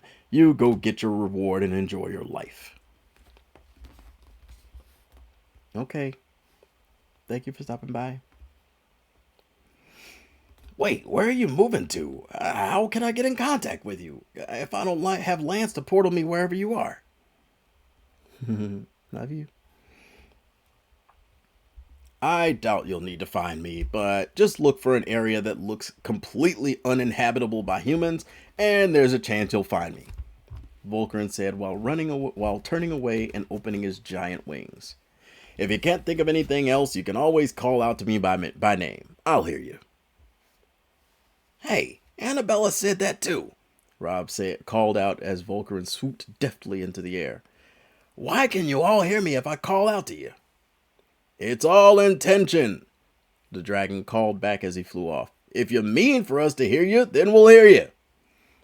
The enormous black creature flew away, leaving Rob alone with the rest of his questions, chief of which was how he was going to get to his home without the aid of Lance and his portals. Could he just intend on walking through his door at home? He reached out in front of him and pretended to twist a knob, and nothing. If that was possible, Annabella probably wouldn't rely on Lance for portals as much as she does. Annabella, Rob thought to himself. She'll know how all this works, or be able to take it off. This seems like more trouble than it's worth. Either way, I've got to find that girl. Thanks for listening. I hope you vote to incorporate these new plans in your company's future direction. You can give a new face to corporations going into the future. As Annabella looked out into the faces of the room, they were all nodding, smiling, taking notes throughout her talk. Regardless, she couldn't shake the feeling like something awful was waiting in the wings. Had they taken her message well? Something was off. She looked out the window, then over the expectant faces in the rooms. In the room. What was it? Did someone give off weird energy and that she didn't notice until now? Thank you. Annabella left the podium and walked to the back of the room. The others in the room began to stand and prepare to depart. They shook hands and finished their coffee. A few of them started to make their way toward the door. As they made their way out, Annabella shifted her weight from one foot to the other. She put on a crooked smile and hesitantly shook hands as the business people filed out. Between handshakes, she fidgeted and looked past everyone out the window. A few of them turned on their way out to see where she was staring. Amanda Lee Huggins, the accounting director of the firm, stopped on her way out and asked Annabella, "Are you okay?" Yeah, I'm okay. It's just something's going on. What is it? Someone's trying to do something. I can't figure out what it is. This was a far cry from the ultra-professional young woman Amanda had just heard up on the podium. She took Annabella by the arm and carefully directed her to a quiet corner of the room. Can you talk about it? You're safe with me. If it's someone in the room, just wink at me and I'll point them out. I'll have them in front of HR so fast it'll make your head spin, Annabella said sternly. Amanda said sternly. Annabella, still fidgeting, finally came back to reality for a moment. She replied, "Huh? Oh, no, but thank you. It makes me all the more want to figure out what's going on.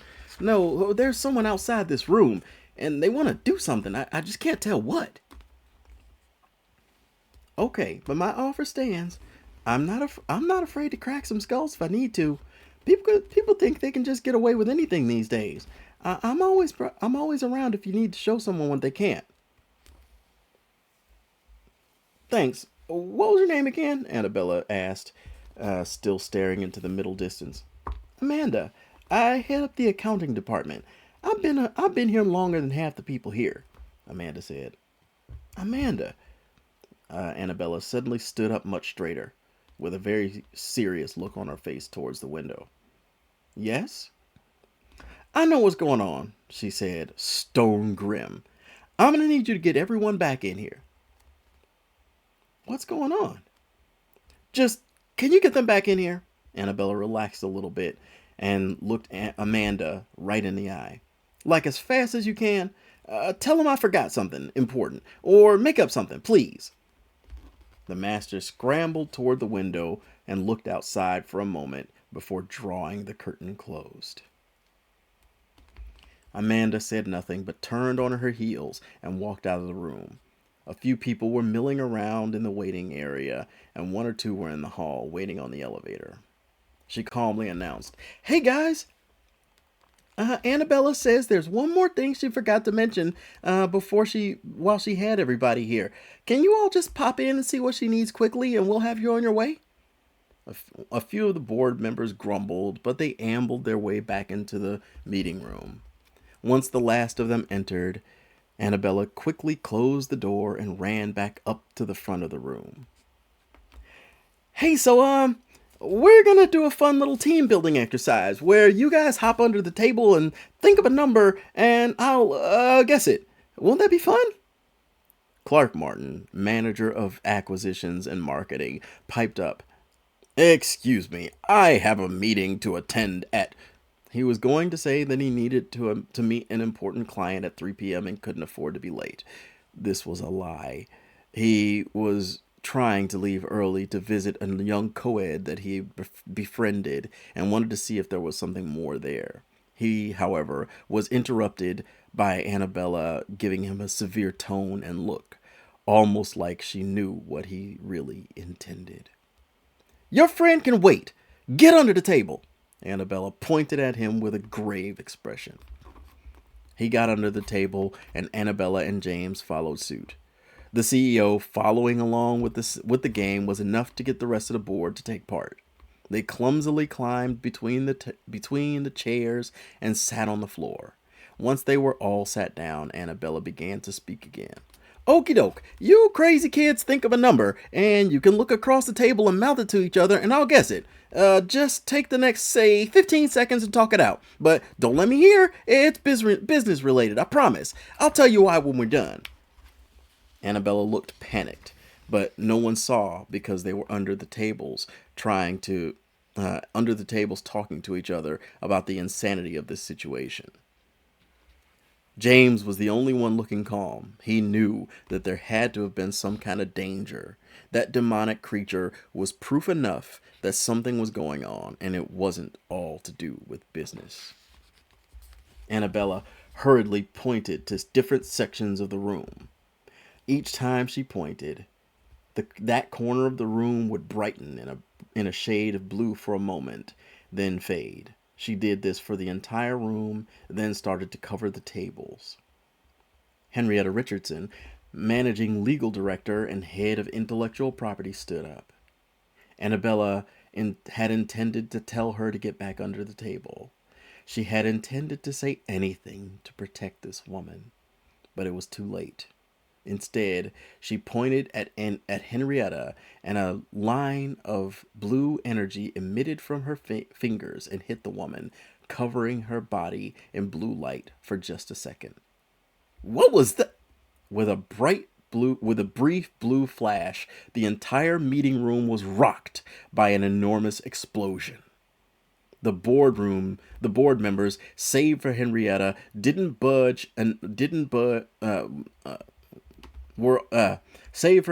were all thrown to the ground and up against the table, which didn't budge throughout the entire ordeal.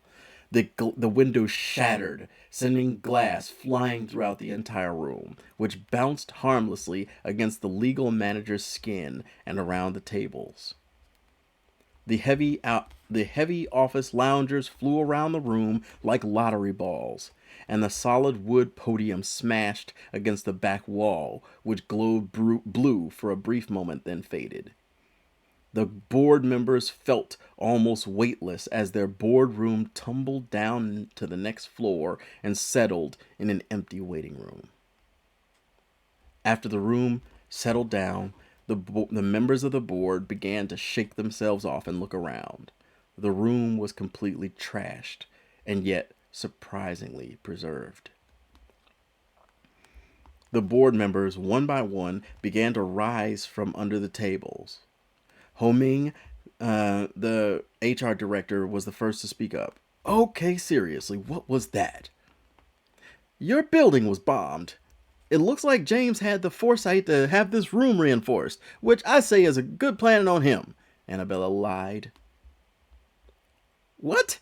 No, I saw it, Henrietta accused. Something hit us. It was a missile or something. Plus, you did something. You did something to the room. You did something to me. What was that? Were you a part of this?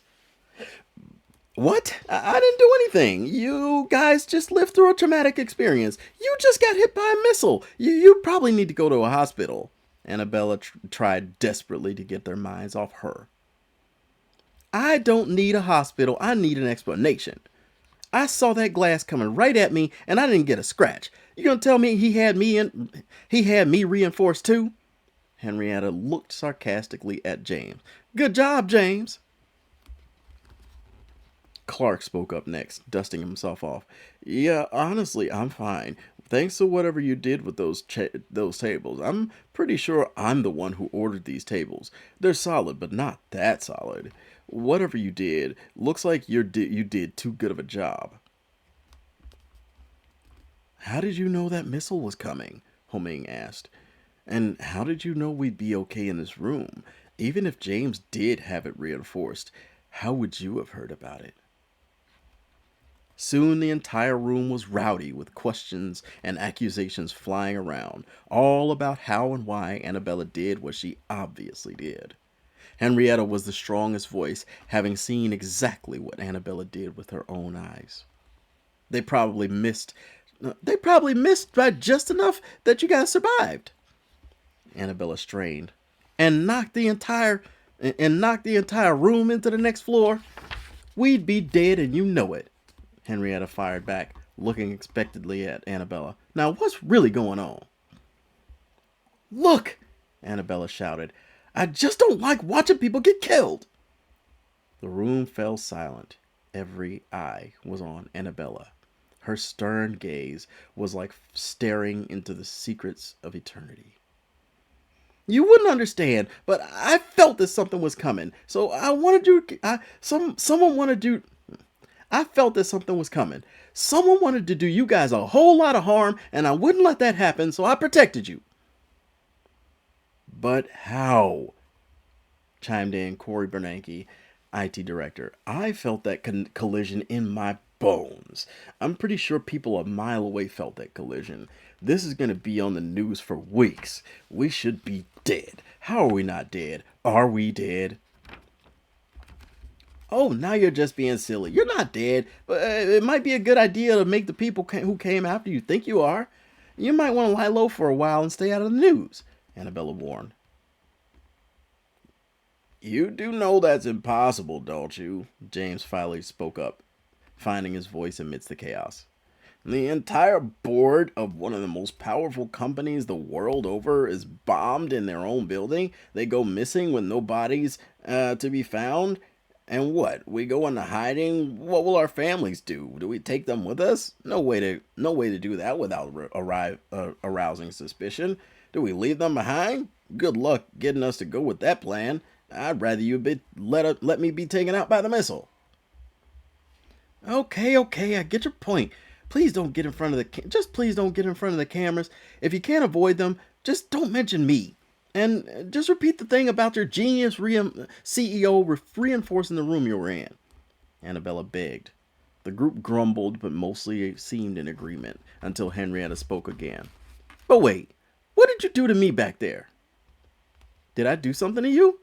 Annabella feigned. Yes, you did something. I saw this blue light come out for your fingertips, and a second later the room went flying. I watched glass fly right at my eyes, and nothing got in them.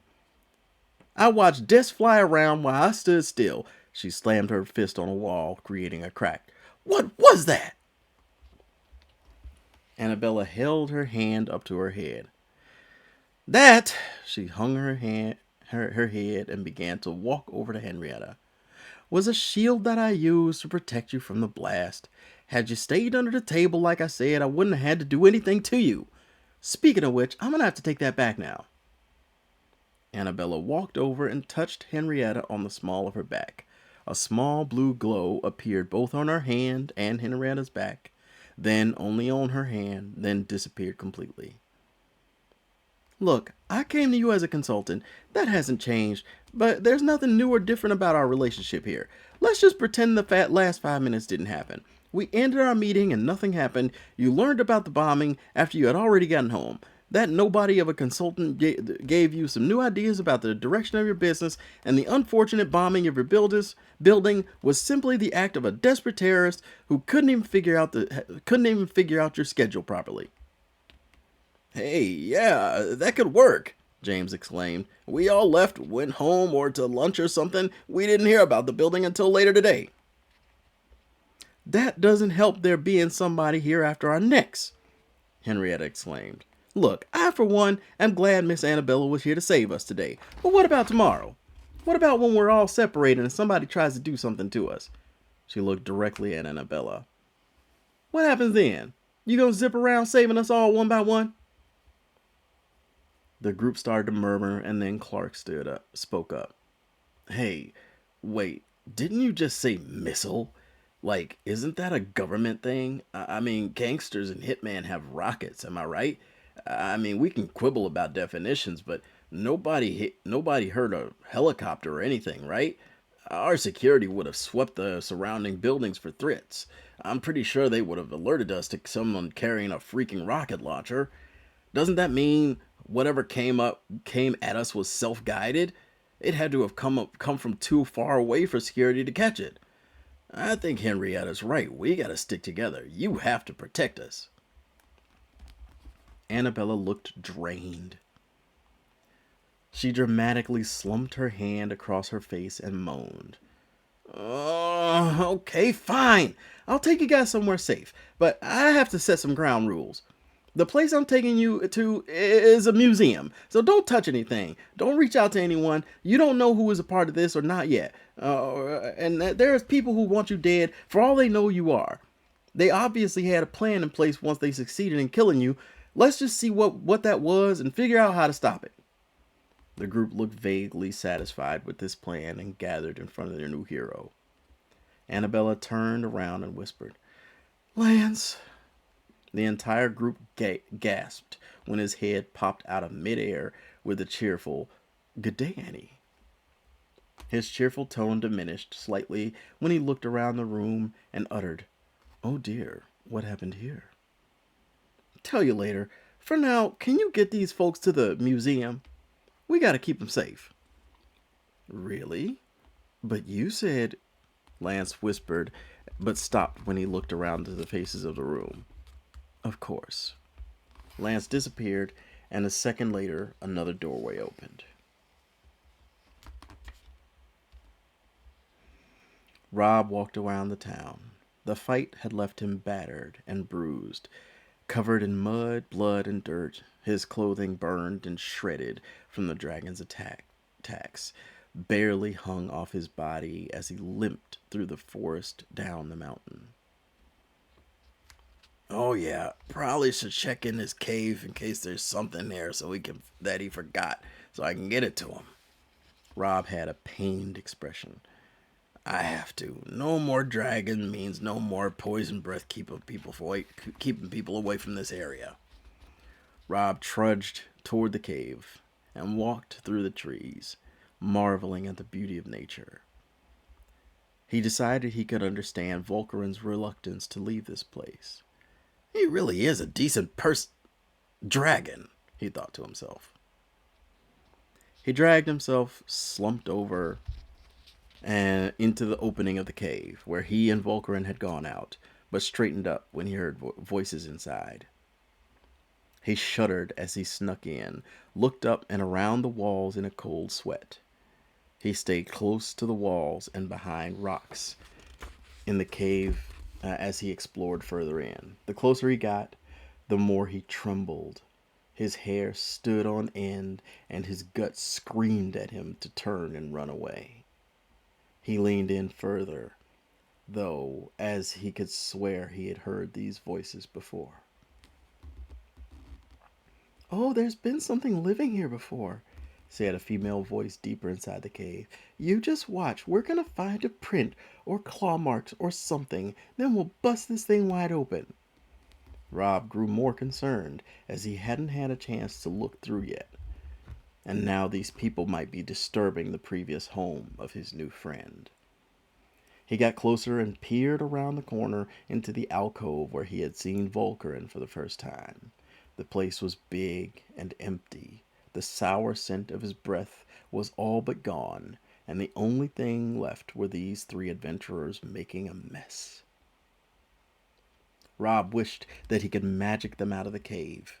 He was contemplating what to do until he just stood at the entrance and shakily pointed his two sweaty palms at them, wishing as hard as he could that they would disappear. Nothing happened. Well, not nothing. The people noticed him standing there and looked at him.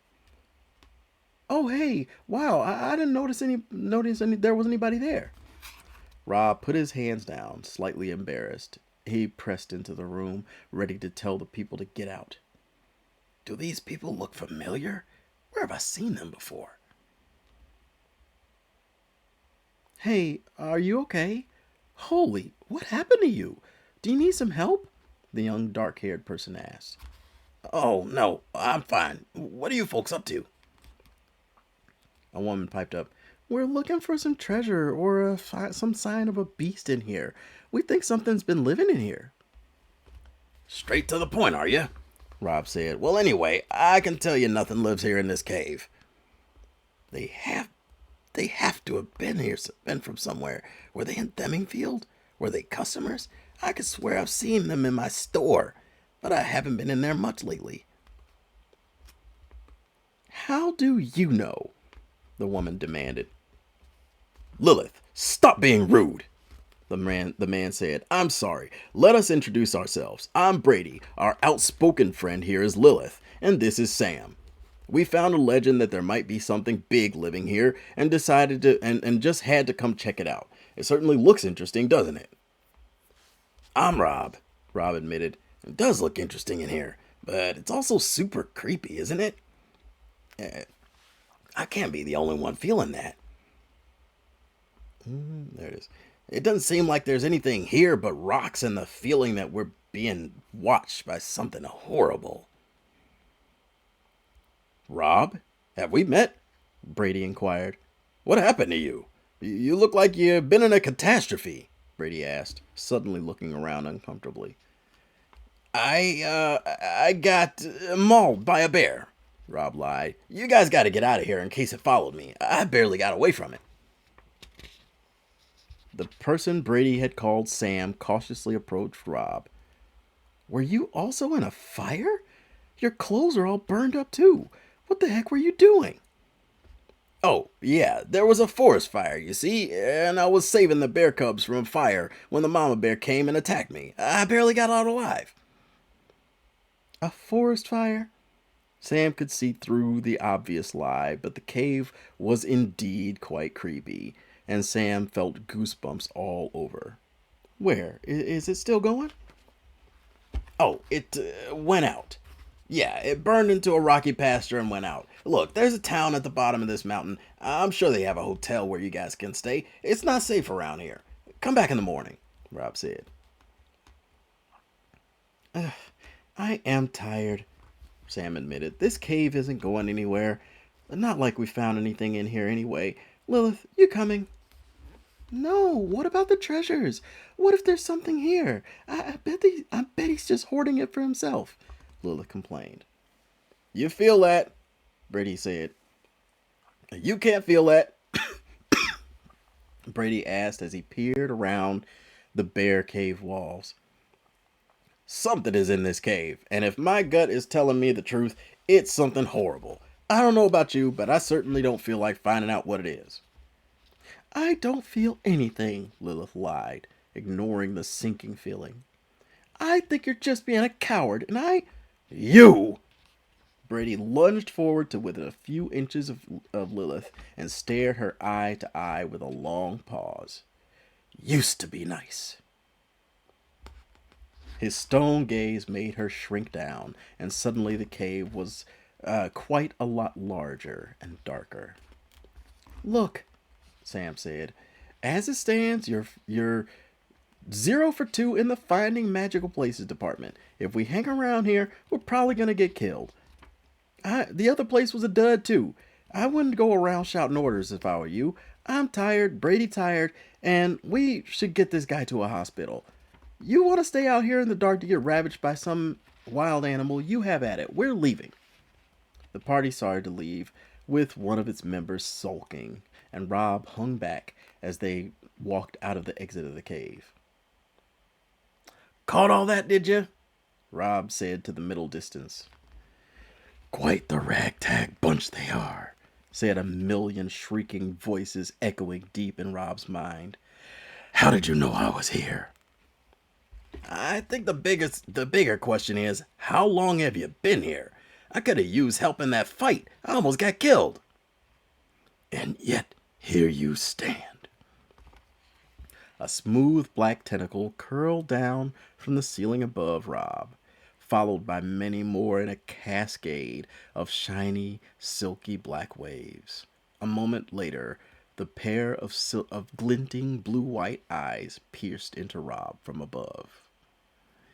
It didn't feel nearly as scary when Volcarin was in here. Of course I knew it was you. Honestly, I'm glad you're here. I might not have been able to convince those guys to leave otherwise. Glad to be of assistance. What are you gonna do now? What do you mean? I mean, Leo started as he dropped down from the ceiling to stand menacingly over Rob. It's not that he meant to, but menacing was the friendliest way menacing was the friendliest way Leo knew how to stand. are you going to tell people about your run-in with the reptilian? That you survived a fight with a mighty dragon and got him to leave and stop poisoning their little town? Probably not. I'm just gonna have a look around. I've heard the dragons usually have a horde.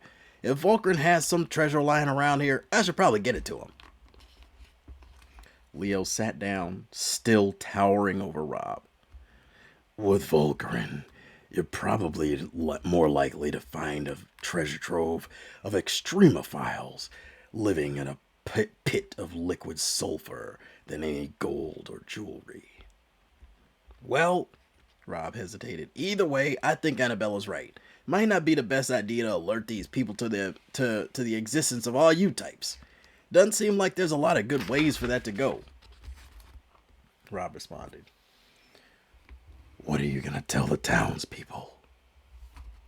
I'll make something up. I'll just lie and say it was a gang that I ran out of town. It doesn't matter. The most important thing is they won't be getting poisoned anymore. Pretty sure they can figure that out for themselves.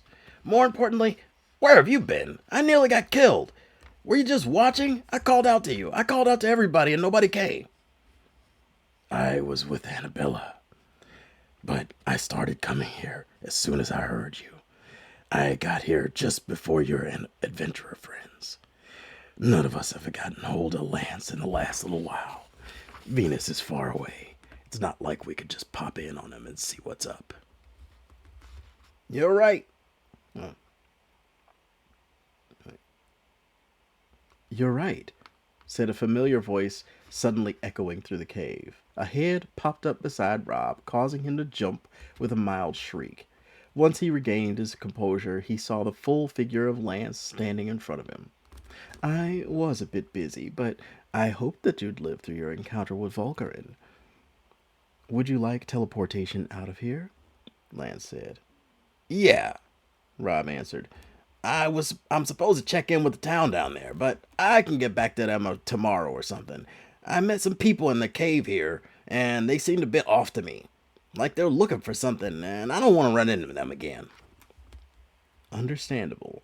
Annabella could use some human aid at the moment. Lance opened a portal into an empty room in Annabella's house, and they all walked through. A moment later, Brady and Sam appeared back in the cave, looking concerned. She really is becoming a problem. I'm thinking we should leave her behind. Where's that Rob guy? Sam said. Brady looked around the large empty area and shrugged. They both explored the area a bit, but became discouraged when they rounded a corner and saw a pit of glowing liquid that smelled of rotten eggs. They held their noses and backed away. Hey, by the way, Sam said, walking towards the exit of the cave, did that guy look familiar to you? Oh, yeah, I thought I was the only one who noticed that. Where have we seen him before? The two continued talking as they headed down the mountain toward the town. They checked into a hotel and sat and drank at a bar in town afterward. Walking through the portal, Rob and Leo were surprised to see what looked like a party going on in the halls of Annabella's mansion. There were several people standing around drinking and music was playing. Annabella burst out of the kitchen, saw the three, and ran and jumped into Leo's arms with a big smile. What up, you big lug? Where you been? She jumped down and stood in front of Rob. Hey, bud. Glad to see you're still alive. Sorry I couldn't help you earlier. I had to save these guys from a missile. Rob looked surprised. A miss? Lancy Pants, what you been up to, buddy? I could have used you a couple times earlier. Yes, I was a bit busy with the group, and... Ah, those old fuddy-duddies. I hope you gave them what for. What for? Rob said, confused. You know nobody talks like that anymore, right, Annabella? Oh, shush. People are always changing what they say. Be lucky I don't call you a kerflubber. Years ago, that word alone would have stopped this whole party. Annabella laughed and Leo rolled his eyes. She continued, Kay, you fellas are going to have to help me entertain the corporate retreat over here. Robbie, show them some tricks. Leo, try not to scare anybody to death. Lance, run with me to the store to get some snacks and some social lubricant. We shouldn't expect these people to tolerate each other for more than a few hours with clear heads. Anybody got their missions? Everybody got their missions? Wait, what are we doing? Rob asked. For the moment, I need you to entertain these nice folks. Don't worry, they're curious types. I'm sure they'll keep you busy with questions till I get back. If you get stuck, just do something cool with your powers. And don't let them break anything. Got some stuff in some of the stuff in here is older than some of the stuff in here is older than your civilization. Before before Rob could speak again, Annabella and Lance had disappeared. Leo was already beginning to blend into the crowd, and a woman from the group was approaching him. She was tall and confident and in a neatly tailored business suit. How do you know Annabella? All right. That is page 158, and we are stopping for today. That is 2 hours and some change, and I appreciate y'all for stopping in. Yeah, there is about 100 pages left in the book, so it's about perfect for us to stop there and to move on the next time we're here. By the way, that is glitter. um, I hope y'all liked it. I hope, I'm guessing there's only one person here right now. But yeah, I hope y'all like it. I am really enjoying reading to you, and I'm hoping you're enjoying the story because this is something that I have a whole lot of passion about. I'm probably going to post the video from this on my YouTube. So anybody who didn't see it on Twitch today will be able to watch it on YouTube later. I hope I didn't stammer and stutter way too much, to be honest. I mean, this is kind of cool, but it does take a long time. So, yeah, I'm doing my best to, be fun and entertaining and do my voices right. I hope I haven't changed the voices way too much because I have to do them from memory every time. So anyway, thank you, and hopefully I'll catch y'all later. Okay, love you.